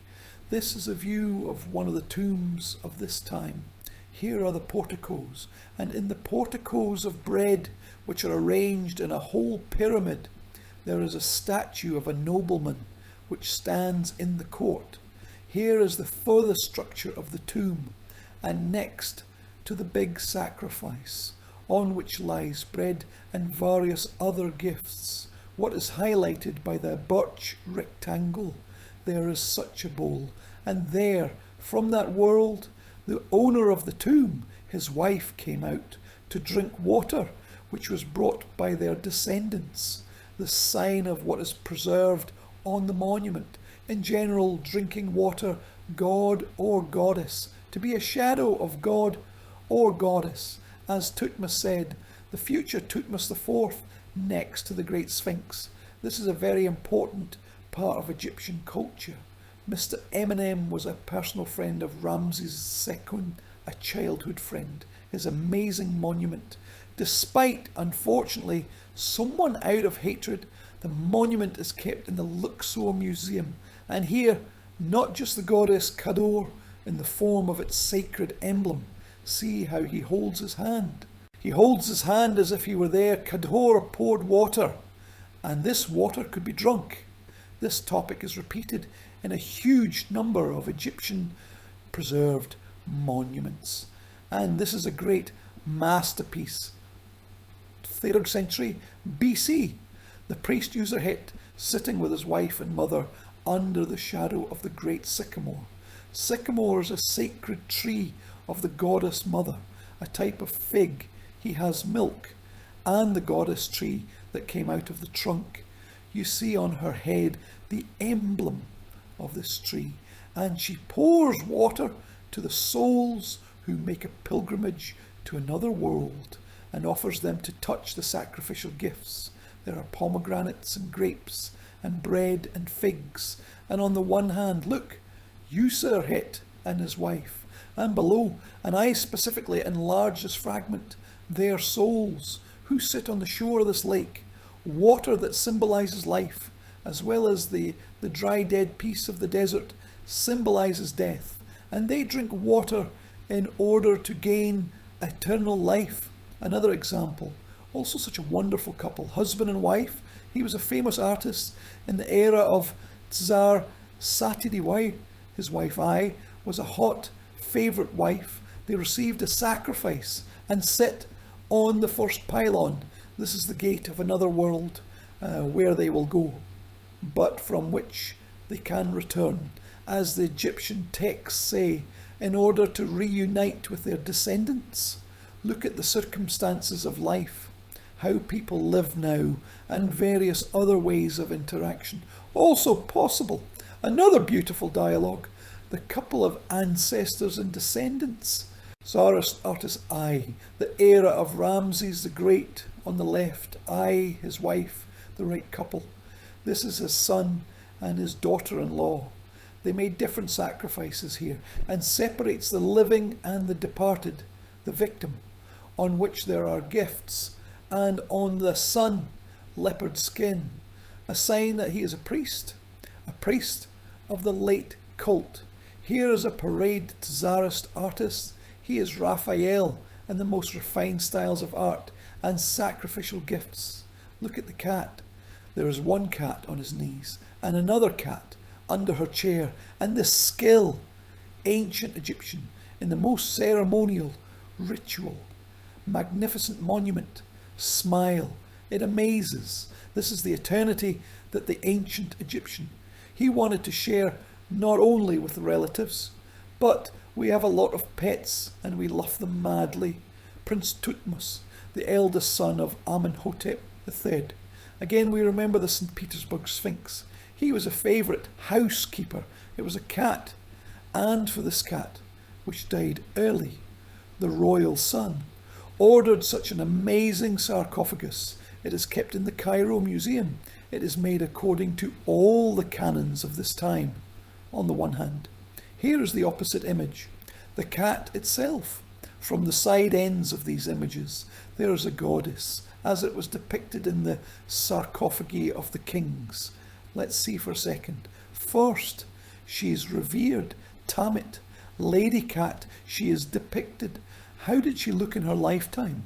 And there she becomes Osiris Tamit. That is, she's given the title, the blessed dead, the winner of this death. And look, many cats of ancient Egypt would like to have such a sacrificial table, because here, please, ducks, bread and pieces of meat, and this eternity which touched the royal favourite. In the 14th century, before the new era, there were also sacred animals at the temples. Recently found necropolis, the cemetery of sacred crocodiles in the region of Aswan. This is the middle of the 1st century, before the new era. And these are just animals dedicated to God himself. I think there was an association of priests which was called Messe. Messe is a crocodile, and she was all over Egypt, collected the bodies of crocodiles. That is, they were told where the crocodiles as far as possible, and moved them in the cult centre of the sacred crocodile. The same was the association of ibis, the same association of falcons. This incredible respect, ancient Egyptians, to the surrounding world, to the surrounding nature. This special harmony between a man and a sacred animal. It was also part of this great concept, the goddess Mat. And for example, one of the very respected people, this is the priest of the Karnak temple. He was depicted on a parade monument with a sacred pavilion. This is an animal of God. This is the god of wisdom, which closes the back of the head, because he pours on the wise thoughts. Here's a game of symbols, symbol of respect for animals. Of course, it is absolutely amazing. In order to put such a statue, it was necessary permission of the king. But sometimes it happened. For example, Romero and his family, they survived several kings in the 13th and 11th centuries before the new era. It was an era when the family of the high priest, large national temple, by power, by the duration of life, and by success, he competed with the royal dynasty, Epith Sut, the most perfect of places, the main national temple of Egypt, the era of the new kingdom and subsequent time. Karnak, the modern temple of Karnak, the first court, the sanctuary in which every Egyptian king, he wanted to bring a lepto. Someone put obelisks, someone put pylons, columns. This pylon is the 13th century. Colossus Ramses II, this is also the 13th century. And this column, this is the 8th century. These centuries, the centuries of history, literally the axis of Karnak temple, gigantic. Story imprinted in the stone. I want to say a few, which will make our topic a little deeper. This is the 7th pylon of the temple, built by the 13th century. By the 15th century, there were the colossi, and this piece of obelisk, and most of which today stands in Istanbul, brought for the Byzantine hippodrome. When the obelisk was brought, it was split. The lower part was lost, and what stands in Istanbul is only the top, and this is the very bottom part. Here, once all this was rising, I will draw your attention to the relief on the pylon. It is amazingly beautiful, very majestic. Tutmos III carries a sacred hammer with his right hand, defying all the peoples, taken like parsley from the feet. And below, all the peoples that were defeated by the famous conqueror king, they are depicted in the form of such ovals, crowned with human heads. Opposite him is the preserved part of the figure of the god Amon, who naturally, like the Lord of Karnak, greets Tutmos as his son. Think about it. This is the 15th century BC. Everyone knows that in the Cairo Museum there is a palette of Narmer, one of the ancient kings, where he is also in the pose of defeating enemies. It is from the 30th century BC, and even in such a pose, the kings of Ptolemy were depicted in the 1st century BC. Epochs, fates, names, events, the canon of the pose in art conquers everything because it is a part of the image of the king. I am Amon. I proclaim Amon-Ra, the ruler of the thrones of both lands. You came to me, rejoicing in the splendour of my son, and you will live forever, my fruit, Tutmos Menhipera. I shine with love for you, and my heart will be filled with joy when you enter into the glory of my temple. My hands embrace you, protecting you. How sweet is your care for my body. I will settle you in my temples, and I will create a miracle for you. I will give you strength, and I will give you victory over all the mountainous countries. I have fulfilled the fear of your might. All the plain countries and the horror before you has spread to the 4 heavenly crowds. I defy your enemies under your feet, and you repel the disobedient, for I have given you all the land, along and across. The west and the east are under your power. You conquer all the foreign lands, and your heart is filled with joy. You have no equal in your time, for I am your leader, and you can achieve anything. You have crossed the waters of the great flood of Nahoran, that is the Euphrates, in the victory and power that I have given you. And the enemies, having heard your battle cry, are hiding in the holes. I have deprived their nostrils of the breath of life. I have instilled great fear before you in their hearts. My Uri, your people are being planted on your forehead, and your people are becoming an easy prey. He burns with the flame of his people living on the islands. He takes off the heads of the Asians, and they tremble in fear before the might of my Uri. I spread your victories over all the countries, illuminated by the Uri of my forehead. Your people are your subjects. No one in the heavens will dare to rise against you. They come with their heads down, carrying your greatness on their backs. I have fulfilled my duty according to my command. I have defeated the rebels who attacked your possessions. I have burned their hearts, and their bodies are trembling. I am your protection, conceived from the seed of my beloved Son. You will live forever, fulfilling all my wishes. With your work, you have raised for me forever the abode, more vast than the previous one. The greatness of its Amon-Ra, the great ruler of the thrones of both lands, the monuments erected for you by my will, are more grandiose than those built by the previous kings. You have pleased me, and I have elevated you to the throne of the kingdom for millions of years, and you will rule forever, alive.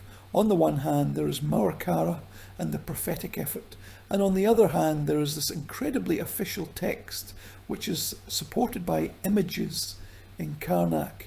Here on the left are the priests, and on the right is the god Amon, kissing his son Thutmose, under the foot of which he defies all foreign countries.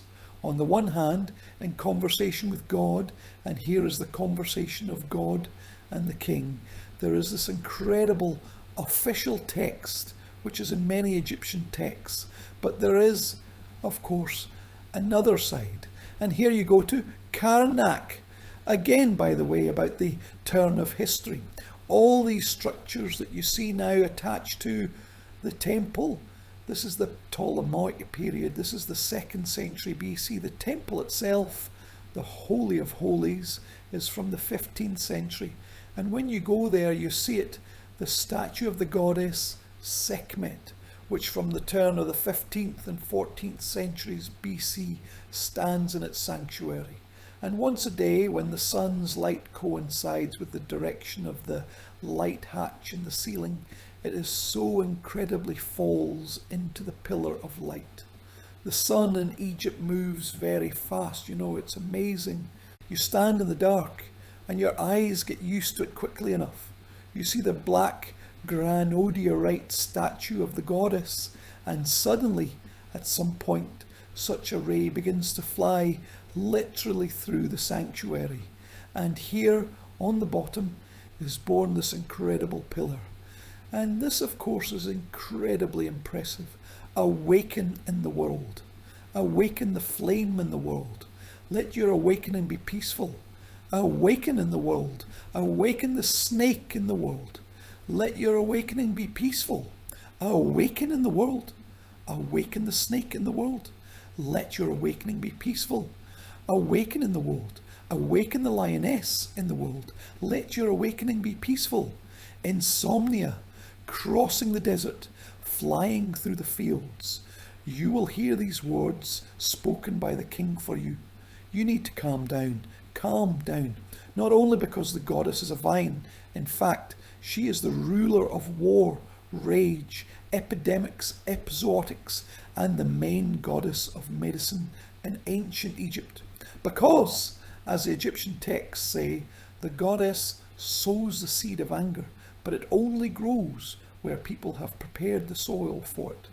Where people have not prepared, nothing grows. And on the one hand, as a punishment, a ritual punishment of humanity for his crime, this angry goddess, one of her numerous epithets, is flaming lichen. Her Egyptian kings worshipped her. Her magnificent image is one of more than 700 created by Pyramid-Hotep III, in the Hermitage.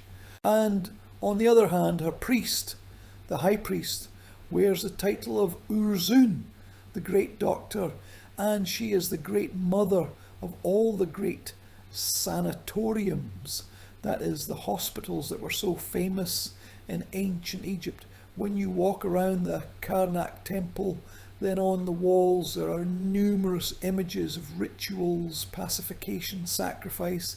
Here at the bottom, the king brings the vessels of the goddess Sekhmet.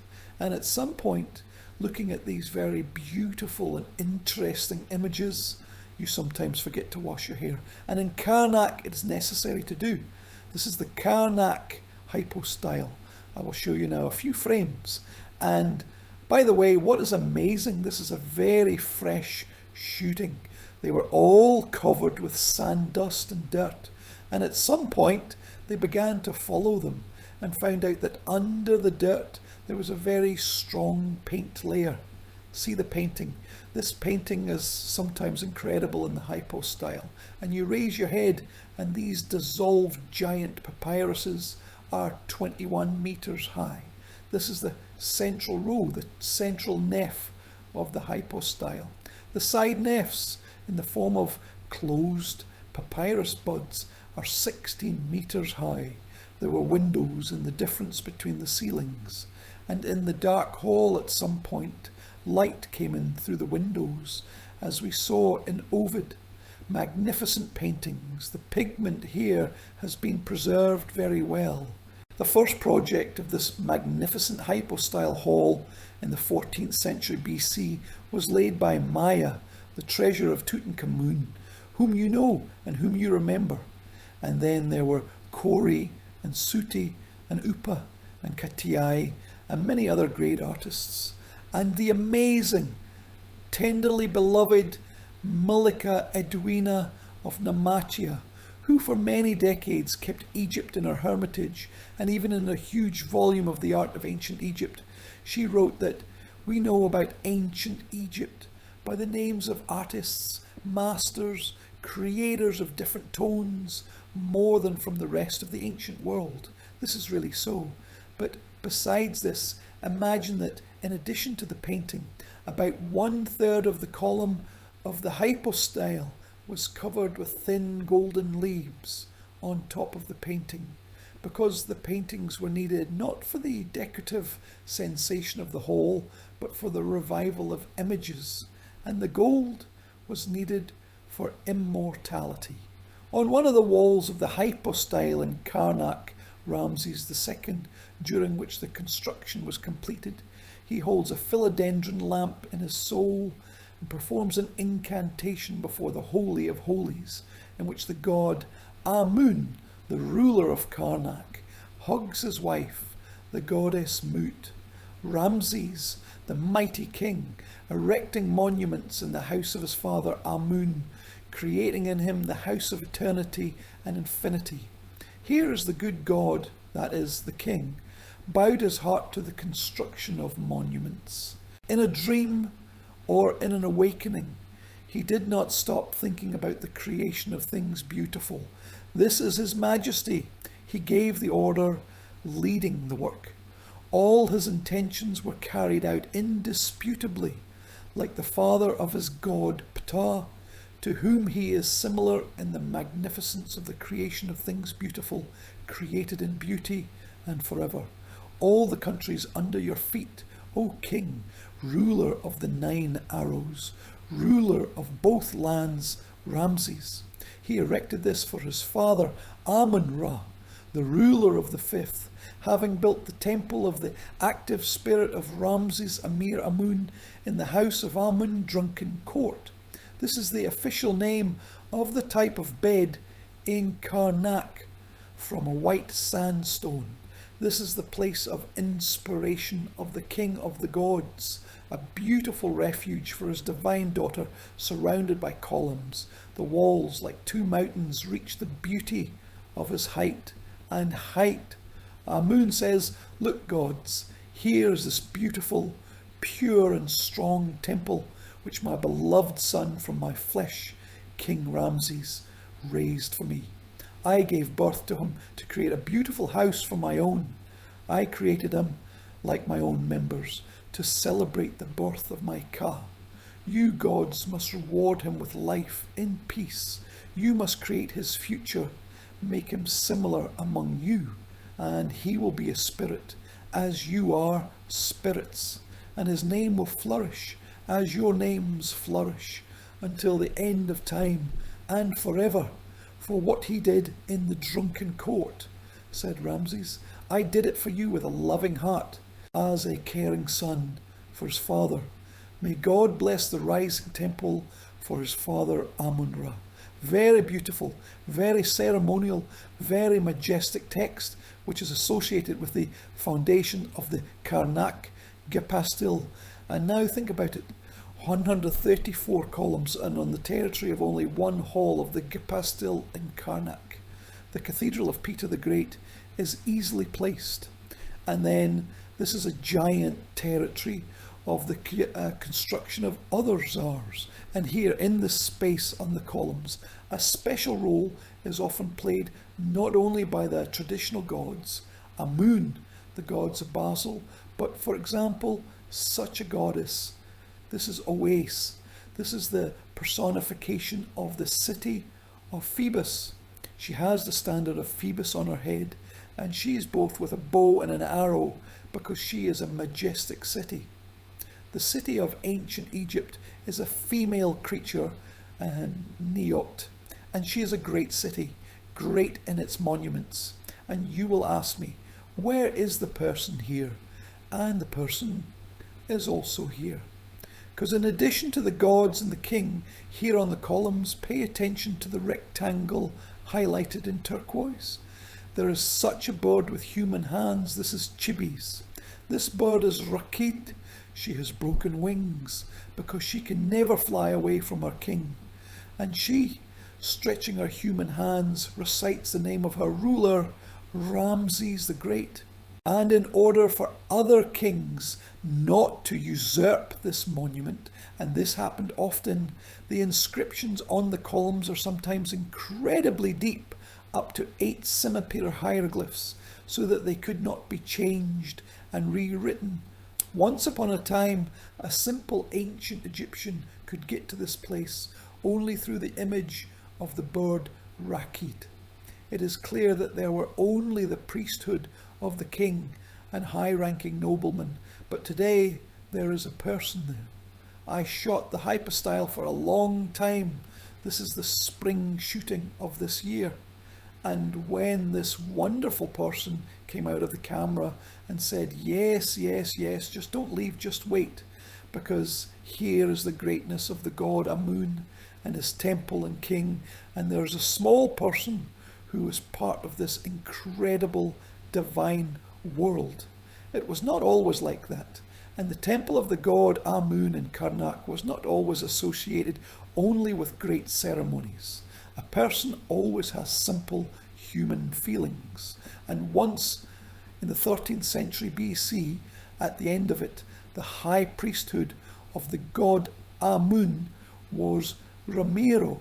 His image with one of the walls of Karnak is now in front of you. He is here with his son. And you know, sometimes in the history of ancient Egypt there were cases when some nobleman or some architect built incredible things. Or, for example, sculptor Thutmose. He created Nefertiti and other masterpieces. And from him there are modest mentions of his tomb in Memphis. And sometimes a person, and our time with you, nothing changes in a person, everything is the same, writes a long text. I will read a fragment of it. It is beautiful, about what he built in the temple. And someone remains in eternity setting an obelisk, and someone asks God for mercy for a small thing. The praise of Amun-Ra, the supreme face of Amun Ramiro, he says, you gave me a long life, carrying your image. Then as my eyes observed your two aureas, day by day, and my limbs were found healthy, you prolonged my existence in life, beautiful, held in your temple. Then as my limbs were healthy, watching your Ka, then as my eyes observed the way, until I reached the western peaceful vision of Amun. My son is in my place, my position is in his hand. One son of another will not always receive it, as it should be for a perfect man flourishing in the house of his master. For Ka, the beautiful, true, beloved by God, is Amun, suitable goddess Mu, friendly Khonsu, pleasant to the heart of the ruler of both lands, the son of the heir to the throne, the divine father, the pure hand of the conqueror of the secrets of heaven, earth, and the world of the tomb, says he, Ramiro. Alas, the priests and saints of the house of Amun, the good doers of divine offerings, bread makers and bakers, bread makers of bread and cakes, who spend each day at work for their master, who comes to this pure place, which is in the house of Amun daily. Praise be to me for the good and great things I have done. I found this building non-existent. Its walls fell, the supports were damaged, the doors were destroyed, the paint flew off. I removed it, enlarged it, expanded it, and moved it. I built the doorways from sandstone. I supplied the doors with real cedar in the place where the bakers and bread makers reside. I made it better than it was before, for the protection of the servants of Amun, my God and the King of the gods. Pay attention, hear and live what I say, and do not harm what I have done. Say my name, my deeds. Say a good word about me in the presence of Amun, and he will be kind to you as he does for me. Then you will live to old age in his house. His food will be yours, and you will give your property and your children your inheritance, and this is good for them. Offer your offerings before my statue. Make an offering for my name. Offer flowers before my image. When you enter, say about me nobly, with a loving heart, for the God of my Amun, the King of the gods. Then you will live to old age, and they will read these inscriptions, and they will act according to my words, which are before you. Yes, you will put good words about me in the mouths of children, as I have done only good in the house of Amun at any opportunity. And Amun, for these my deeds, then he will give me 100 days of secret to maintain his image for eternity and praise. I said that I have in my heart the hand of the supreme priest of Amun Ramiro. Wonderful session text. Thank you, my friends. This is actually what is now before you. This is the text here, written in hieroglyphics. And on the one hand, here are the breadwinners, bakers and general bakers. And on the other hand, how this person loves himself and how he breaks away from the official text, from the official biography, to his true feelings, to what he wants, to be praised, to be remembered, and so that his position was passed on to his son, from son to son. For this, as you know, is good in the official environment. At the beginning of the 20th century in Karnak, in one of the courtyards, an amazing hiding place was found. Imagine that for 1,000 years the Tsars allowed their pilgrims to put statues in the courtyards so that the statues named after this person would remain eternal. As a result, at some point, the courtyards were overcrowded. A hole was carefully dug. These images were put together there. Everything was buried, and the courtyard was cleared for further statues. At the same time, from their point of view, the degree of sanctity of the place increased, and this was absolutely logical. As a result, Henri Chevrier and Georges Legrand, great French archaeologists, found here 17,000 statues of the Tsars, gods and their subjects. A huge number of these monuments are now in the Egyptian Museum in Cairo. You just don't know that all this is from the Karnak hiding place. Here is a collection from a French publication, various statues of the gods, Tsars and their subjects. And you know, this is an absolutely amazing collection of stone biographies, because on many statues, these biographies, emotions, words are inscribed in an absolutely amazing way. Among these people were such as Ramiro and his bakery, and there were these. These are two monuments depicting the life of one and the other person in his youth and adulthood. This is Amenhotep Singapore. This is a great architect. This is the builder of the Luxor temple. This is a personal friend of Amenhotep III. His team decided to build a temple of the Tsar near one of the gates, of which there were St. Petersburg sphinxes. I constantly refer to it today. He saw how sculptor men and the Sculptor Men Brigade created the sphinxes. We know the authors. And on one of these statues, the left one in the Luxor Museum and the right one in Cairo, the right one is a particularly famous monument because it has age here. And it says there, "Alas, people of Karnak, I am entrusted to convey the affairs of the earthly to the heavenly world. Come to me, say your name, say that in your heart you have my ear, for I am the one who conveys to the heavenly world the affairs of the earthly." This quote actually speaks of one of the greatest minds, talents if you want, teachers of the ancient Egyptian tradition. And from ancient times, such great names were revered as such absolute treasures, one for several generations, a treasure of Egyptian civilization as such. In Karnak and in the cult of the god Amon, there are not only royal inscriptions or such texts as Ramaroi. Amon was revered in Egypt as a god who heard the call as a prayer. Now, this stela is kept in the Berlin Museum, but unfortunately it's not exposed, so I show photos from the publication. And here in timpani, in the upper part of the stela, the royal artist Nebra, and in front of him the god Amon sitting on the throne at the back of the gates of his temple. This is the answer to all those who say that there is no perspective in Egyptian art. He not only sits here but also answers his faithful servant. Because in ancient Egypt there was such an idea as Neoti.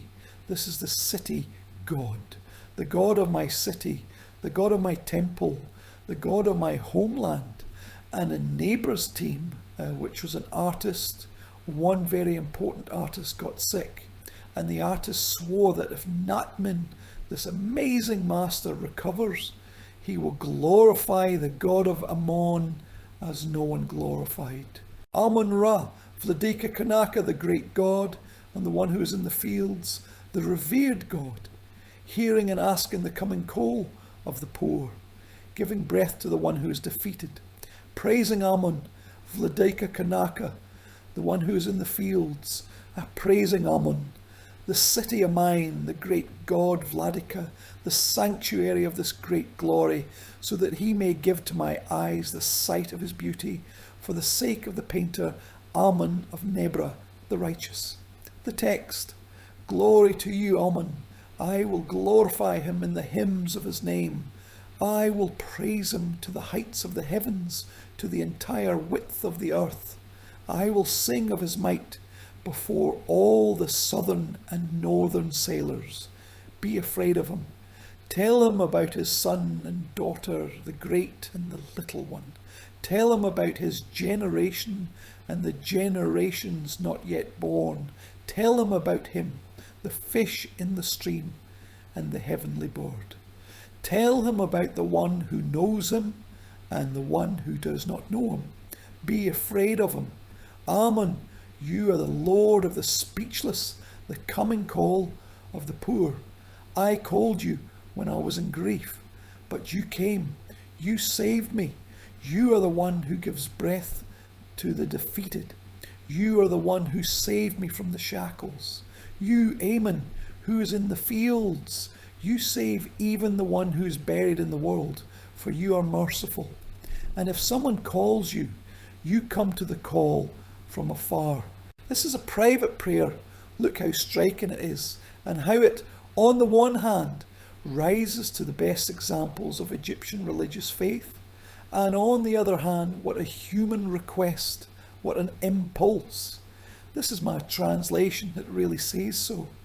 This is absolutely striking, because yes, you see a simple Egyptian behind it.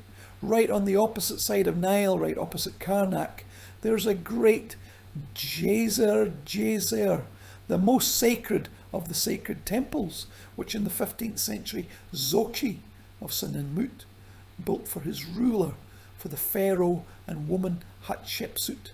Here in the west, Israel was revered as the goddess of love, as the mother of all, as the protector of all the living, as the protector and pacifier of all the departing. In the temple of Hatshepsut, the goddess Hathor was dedicated a special sanctuary, this amazing pilaster in the image of the goddess with the preserved fragments of the painting. And here, you know, there was also an opportunity for a person. Well, it is clear that no one will be allowed just like that, but it was possible to bring a small gift to the temple. And then such a fabric was made. This fabric is from the Metropolitan Museum. There is such a fabric in the Hermitage of this type. And then the image of a family that asked for something. Of course, children were often asked for a baby. Sometimes they asked for a son. Sometimes they asked for a daughter. It was somehow related to the birth chart. And here's this family, their names are signed. And on the contrary, from the thicket of the papyrus, which symbolizes the transition to another world, a sacred cow comes out on the lake. And in the image of the sacred cow, of course, the goddess Hathor. Hathor was revered especially and brought her very personal monuments, because, like Ammon and Asida, Hathor is one of the gods and goddesses who hear the call of the beggar. They were especially revered because they can come, for example, in a dream. By the way, this is Sinanmud. This is the Zod Church of Hatshepsut. And look what a fantastic Hathor. The monument of Kvartsytov is in the Cairo Museum. It is one of the best relics of the goddess Hathor, which I know. According to legend, Hathor answers when a request is expressed from the heart. And in the Athenian necropolis, there is a tomb of one person. He was a priest, but in such middle categories, and he was offered a position in the north, in Memphis, and he is an Egyptian, and he has no idea about Ammon, and the city is in the fives, and to go to Memphis is far, and how the career will be there is not clear, and the royal court is here, and what is there in general? The temple of Ptah and the temple of the goddess. In general, what is going on is not clear, and he came to a sacred place dedicated to Hathor in the cave, and the cave is the tomb of the goddess of the mother, and he brought a sacrifice there, and he stayed to spend the night, and in a dream he saw the goddess, and he told her not to leave in any case, and he stayed in the fives, and his career was incredible. But the fact that a simple person, he is a simple person, he is a priest, not from the largest categories of positions, not just saw a goddess in a dream, but the goddess spoke to him. It shocked him. The God who spoke to the goddess is a completely special status of the God of revelation in ancient Egypt. Remember when Alexander of Macedonia spent the night in Ammonium, in the temple of Ammon in Siva, he heard the voice of God, and it gave him a completely special status as a divine ruler. Let's go back to the text that Dutty-Emheb ordered to capture on the wall of his tomb this story, forgetting about many seemingly more important past texts. The acquisition of Kedar was so special that he wrote to the goddess, and I will allow myself to show you such an image. This is a lazurite Kedar from the 9th century BC with golden eyes. Absolutely amazing. A small pendant with the image of the goddess from the Cairo Museum, Kedar Dutty-Emheb's hymn. This is the wall, the painted relief of the tomb of Tsar Korinchev, 14th century BC, the king with the choir. And here is the king with the choir, who's the mistress of all the gods.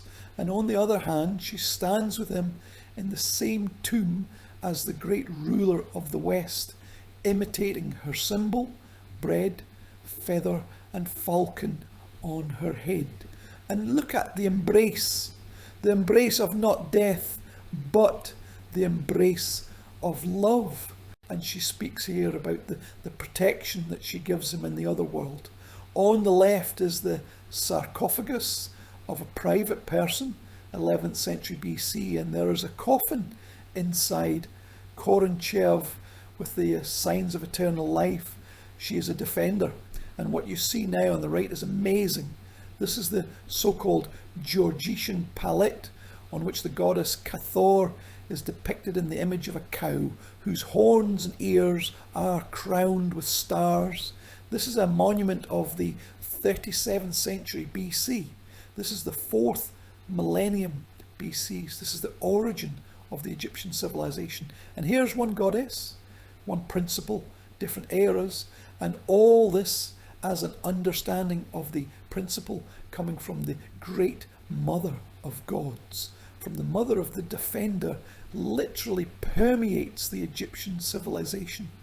And, you know, as in the Book of the Dead, in one of the sentences, a person goes, and if his heart is warmed up, he sees a lake, and the tongues of fire come out of the lake, terrible, and there are angry baboons with knives, and the fire breaks out right from this lake along the shores.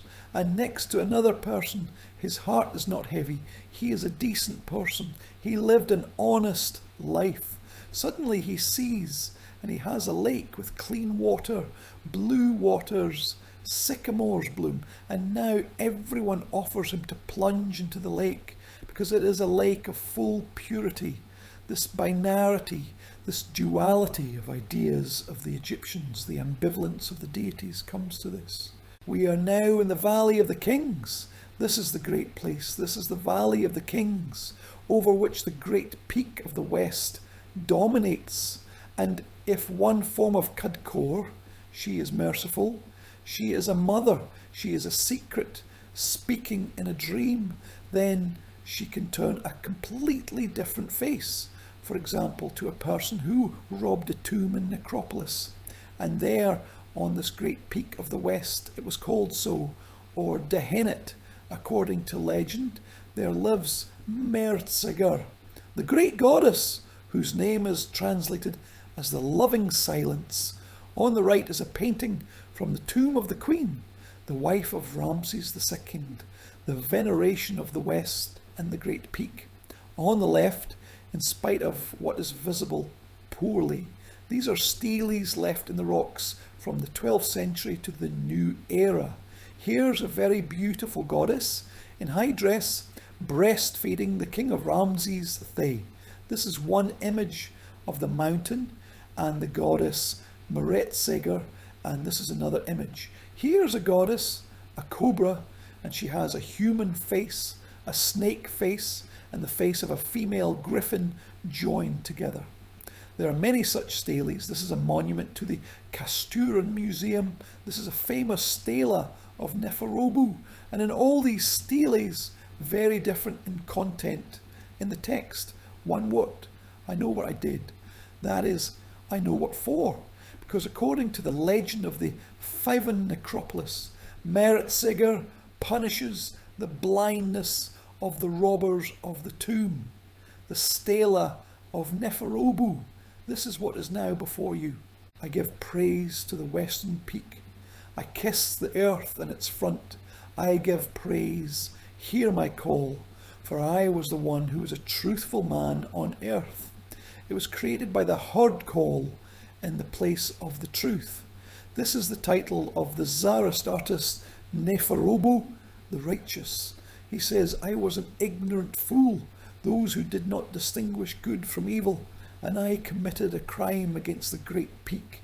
She punished me. I was in her hand at night and during the day. I sat trembling like a pregnant woman on bricks. I called the wind, and it did not come to me. For I was punished by the peak of the west, mighty with every god and every goddess. I will tell the great and the small, that among the workers of the Tsar's tomb, be afraid of the peaks, for the lioness, which is at the top, beats with a roar. The fierce lion pursues the one who stood against her. Then I prayed to my mistress, and so she came to me like a sweet wind. She was merciful to me, making me look at her hand. She returned to me in her pacification. She did so that I forgot the disease that was on me. Here she is, merciful, the peak of the west. If anyone calls you to her, it is said, he will hear every ear of those who live on earth. Be afraid of the great peak of the west. There is a very interesting thing here, because many people write about the punishment of the peak. What he writes, that he was cured, that he got rid of this disease. It makes this style completely special. And this is another image of a person's personal well-being who realized his mistake. An amazing cult image of the goddess Meretseger. This is the 13th century BC. A monument is kept in the collection of the Egyptian Museum in Turin. They have such half-closed eyes. The loving silence of the lady, which was venerated in the Scythian rocks, still in a very special cave sanctuary. I specifically show the frame of 1106. The sanctuary has been preserved, but now there is such a metal fence, and all the feeling of the place is gone. Those who wanted to receive the ritual of incubation, that is, the ritual of divine sleep, and there in the niche of this underground sanctuary, here is just this frame. There was a stapa in the niche, which I just showed, and the underground passage leads to the chamber, where they actually spent one night, as if in the shadow of the goddess. Next to this sanctuary, there was a huge number of stelae. I'll just show you how differently the goddess Meretseger is depicted by the Egyptian artist. Here, everything is in the Turin Museum. Here is the statue of the royal tomb, and in front of him she is like a cobra. And here, On the left is the British Museum. She's like a queen. Look at the pose. He reaches out to her, even literally deviating. This is not a standard monument. He needs to make God hear his prayer. And there was also a right stela, also from the Turin Museum, to depict the ears of the goddess and write a prayer so that she could hear through the stone. And you could go to the temple near the Holy of Holies in exchange for a sacrifice, to sacrifice your ear, an image, a votive image, your ear. Either this is your ear, which should be cured, or like here, this is the ear of God or goddess, in which the name of Ramasumaraser is inscribed. That is, to put your name in God's ear. In such a magical way, when there is some kind of trouble, when you need to turn to God. You know, when you read lectures, you show, of course, very beautiful monuments. And we perfectly understand that the museum's funds are full of not the most beautiful monuments. I specifically took, not following in the search for some special aesthetic canons, 2 such steles, which are from here, from this place, from Ivan's necropolis. On the left is a simple stele of the Tsar's master before the god Ptah. And on the right is a very interesting thing. This is an image of Tsar Amenhotep I. He really lived and reigned in the 16th century BC, and he was a good Tsar, and so good that his cult after his death flourished in Ivan's necropolis for many years. On the right, on the stele, he sits next to his mother, the queen of Jakhnas Nefertari. She was a great Karnak priestess and held holidays, schools for teaching priests. Her skin is black, not because she is African, but because this is the colour of fertility. And they are here like good ancestors. And in a simple family, not only were they worshipped Tsar Amenhotep of Marn, there were also good ancestors. The stele on the left is a very ceremonial image of the Tsar before the sacrifice. And steles of this kind have a special name, Ahikir Enre, the active spirit of the god Ra. This is an image of a universal ancestor, our ancestor. And here in the house, if we are ancient Egyptians of this era, we have a niche. There are gods protectors. There must be a bunch of ancestors on the masculine line, on the feminine line. Or if we do not remember, here is such a general image of such a sacred ancestor. The number of such sacred ancestors, including the ascended Menhotep of Ups, now more think about it. For us a lot, for ancient Egypt it is not so much. They lived in the 16th century BC, and this image of Menhotep I from Turin is the 13th century BC, 300 years of cult. This is his mother, Jakhmes Nefertari, also from the Turin Museum, and also 300 years of cult. Surprisingly, it was not even this, but that when the Tsar's tombs were hidden and the mummies of the greatest kings were taken out of there in order to rebury them in the cave of Deir el-Bahri. Here is one of such hiding places. This is actually a very rare shot. This is the place where in 1881 the mummies of the great kings were found. 37 bodies, kings and princesses, princes and princesses. Here's the third, here's the second, here's the first. This is a legendary place. Above the entrance to the secret tomb was made an inscription of its time, in which, in particular, it was indicated that due to the fact that the tomb, I repeat in modern language, was not consecrated, great bodies of Amenhotep and his mother, Jakhmes Nefertari, for the holiness of these bodies is so great that further consecration of the tomb is not necessary. Here is the undistorted, undecorated body of Amenhotep, and it was found in the same tomb. And when the then director of the Egyptian Museum in Cairo, the great French Gaston Maspero, saw how the body was undecorated, he was literally covered with wreaths of living flowers, and on the lotus buds, the bias that had fallen at the time of the burial were so dried up, and Maspero decided not to undecorate the mummy. It is left in its mask, as it was once when the great saints brought it to this last place for the 100th anniversary of the great kings and queens. The Metropolitan Museum, the Jewish community, lived in the 14th century BC. It honours the kings of the past. This is the cultural memory that can be envied, because before him the king Amenhotep I, that is, it is the 16th century BC, 200 years. And a little further sits Musa or Ponch, this is the 20th century BC. Incredible, completely infested with this axis of the history of the century, cultural and human memory when the Egyptians revered their rulers. This is how Amenhotep I, as a defender, can be depicted, for example, at the bottom of the sarcophagus. This is a sarcophagus from a private collection from the United States.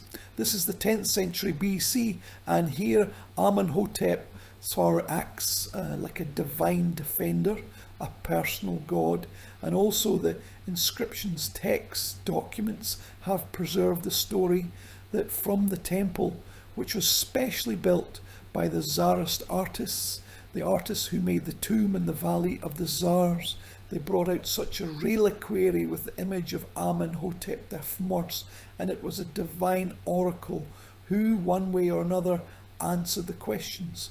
How the Egyptian oracle answered the questions we do not know, because the text says the following, that let's assume the statue is taken out. He is given two mutually confirming statements. That is, for example, Rakenakt stole this sack of grain, and Rakenakt did not steal the sack of grain. And at that moment, when the necessary is brought up, it is written every time the following, and here it is important to confirm the statement. What is this sack of grain? The statue swung. We do not know. I will not even tell. This is an absolutely past secret of the Egyptian divine oracle. But it was the oracle who was the supreme court, and he was subordinated to the highest court in the case when it was necessary. And here too, very beautiful copies of four wonderful artists of the beginning of the 20th century. Here's the sacred boat of the god Amun from Karnak arrives in the west, and it is met by Amenhotep Firtrin and Yakmes Nefertari as symbols of the good ancestors. You know, sometimes my colleagues say the word holy. Amenhotep I do not want to use the term of another religious context, but the divine, good king, gods, people, kings, beautiful and painful sometimes. But let's step aside for a second and look at the paintings of the tomb of the great husband Epeus, the thickets of reeds. Here the cat crawls over them for the birds, and a man in the form of a duck, and his beloved daughter. It is sign that she is beloved. She swims here among the thickets of the Nile swamps and catches Golubka or Gorlitsa, such a symbolic gesture, a sign that she again not only cools down but also obeys the world order. This is one of the examples of which there are many. This is an example of the image of the Egyptian beauties. Or such a beauty. This is a painting of the tomb of Mena. This is the 15th century BC, and this is what gave birth to a special, amazing genre of Egyptian love poetry, love lyrics. This is the delight of an Egyptian from joy, from union, from love. I will read a few fragments because basically we know the Egyptian love lyrics in Russian in the translation of Anna Andreevna Akhmatova and her friend Vera Potapova. The translation was done in English, and I have immense respect for Anna Andreevna. She made an amazing literary work. What I read is my translation. This is a translation from ancient Egyptian, and these are fragments of lines that will allow you in the final part of our conversation today to feel the Egyptian not in the temple, but next to the woman he loves, or the Egyptian woman who peeps at the windows of a woman because she is the mother of her beloved man. So my beloved is an incomparable sister, the most beautiful of all whom I know. She is like a rising star in the morning at the beginning of a happy year.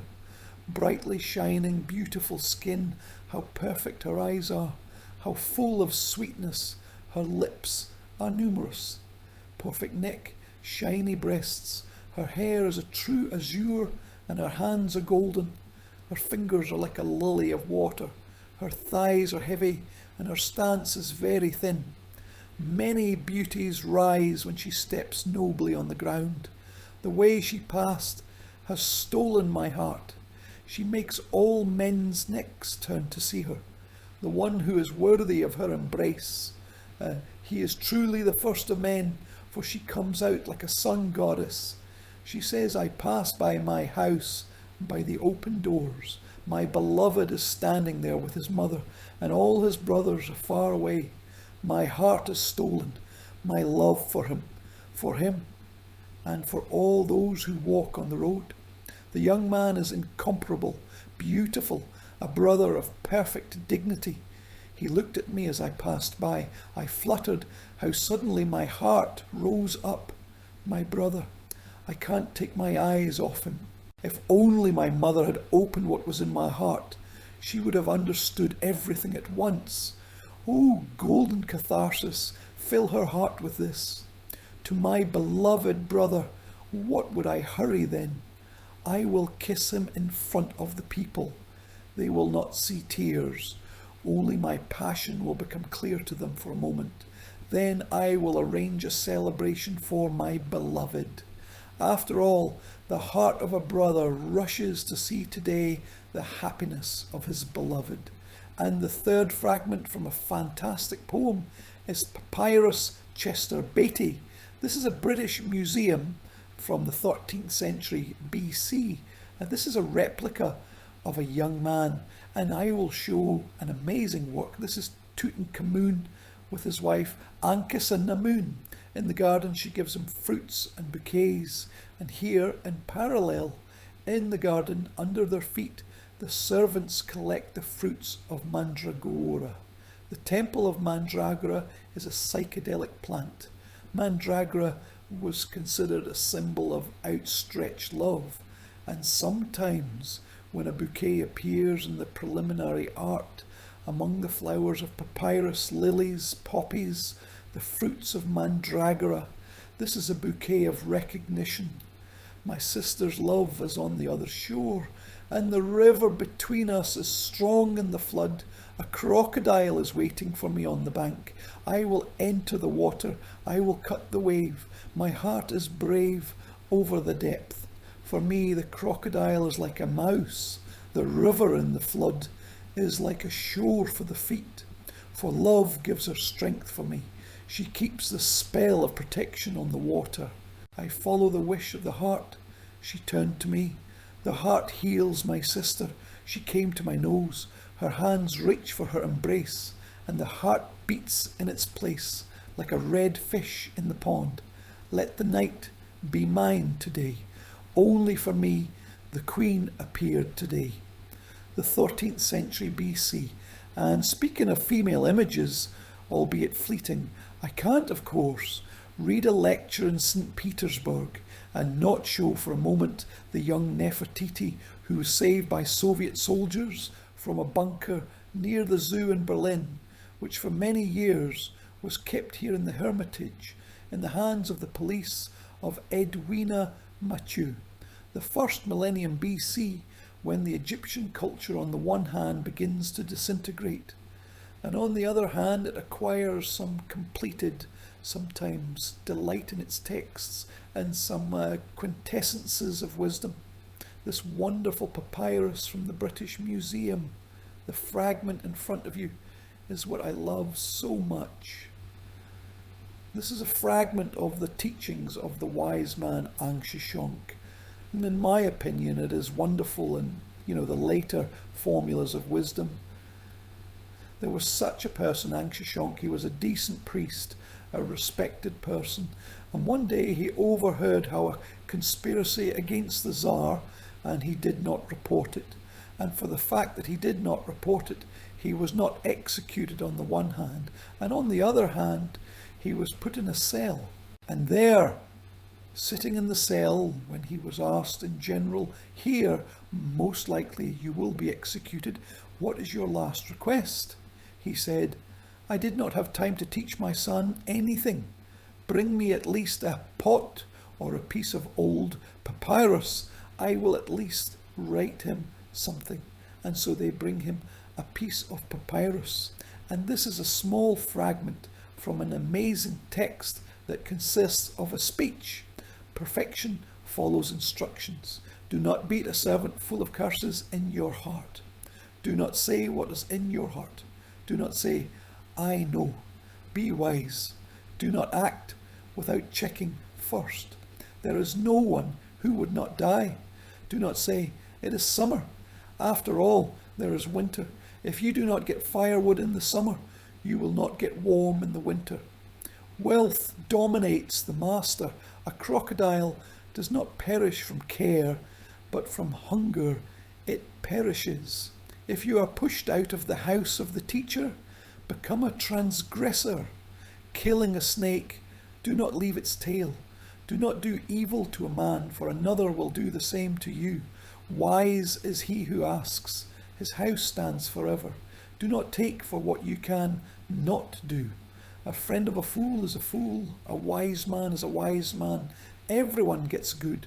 Wise is the one who knows how to store the loot. A thief steals at night, and they will find him during the day. Only the good deed in which you needed. Do not be afraid to do what is right. Do not run too fast, or you will fall. A worthy defeat is better than half the success.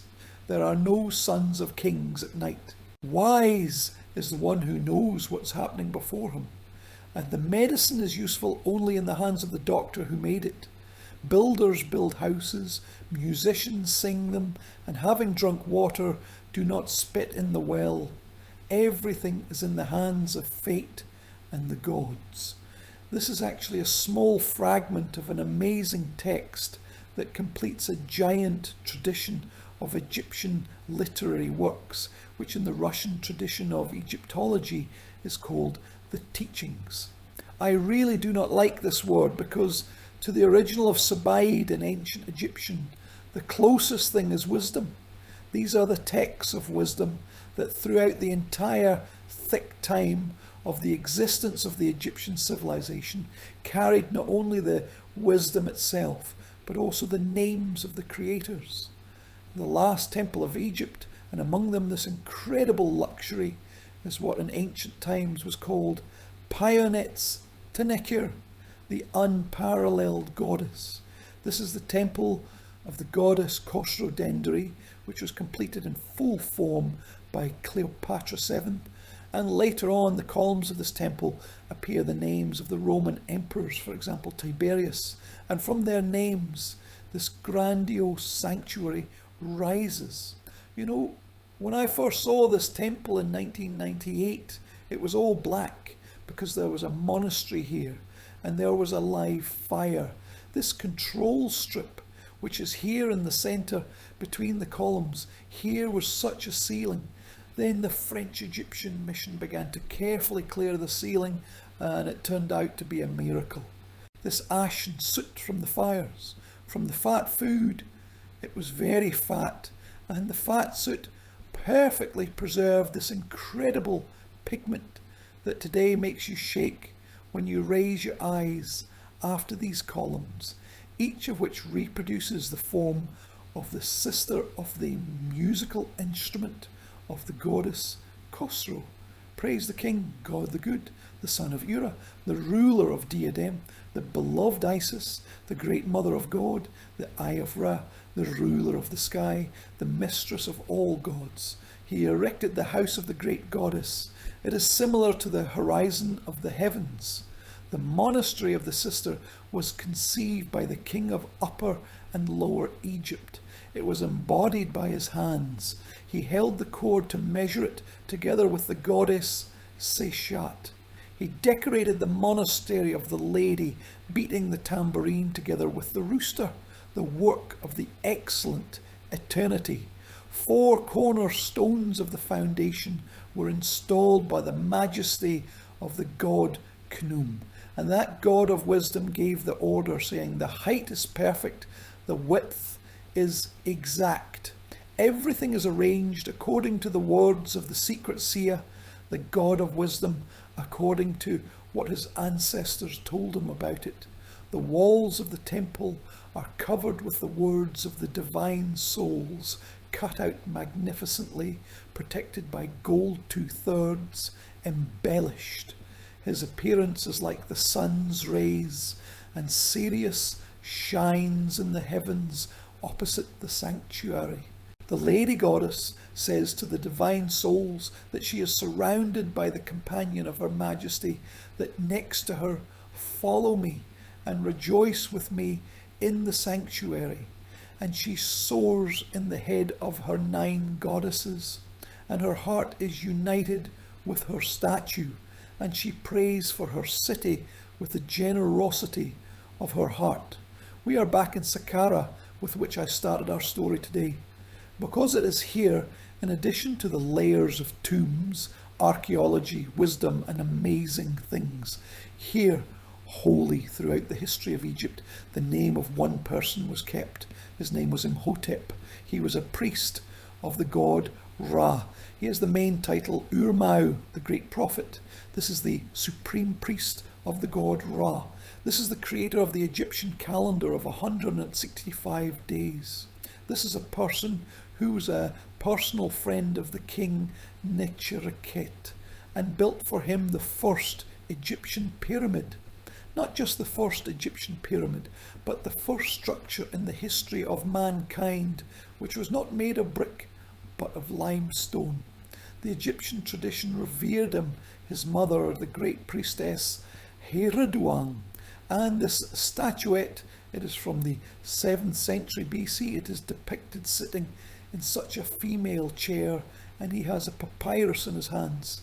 This should have been the main work of the doctrine of life, which unfortunately did not come to our time. The 7th century BC is a statuette. The 27th century BC is the era when Imhotep lived. 2,000 years occult, a person who was not just then adored in the ancient tradition as a form of Asclepium, and his temples were called Asclepians. No, think, in honour of this person, every Egyptian poet for 1,000 years, preparing to write, he dipped a stick in the water in order to soak the kalam and pick up the paint. And the first drop is thrown off in the Egyptian tradition as a ritual to remember Imhotep, the great father founder of the Egyptian tradition. This is the last Egyptian temple. This is the island of Isis and Philae. The great island, incredibly beautiful, Pearl of Egypt, located near Aswan on the very south of the country. And when in Egypt, very hard, very lawfully came Christianity, made the last outpouring of ancient Egyptian culture.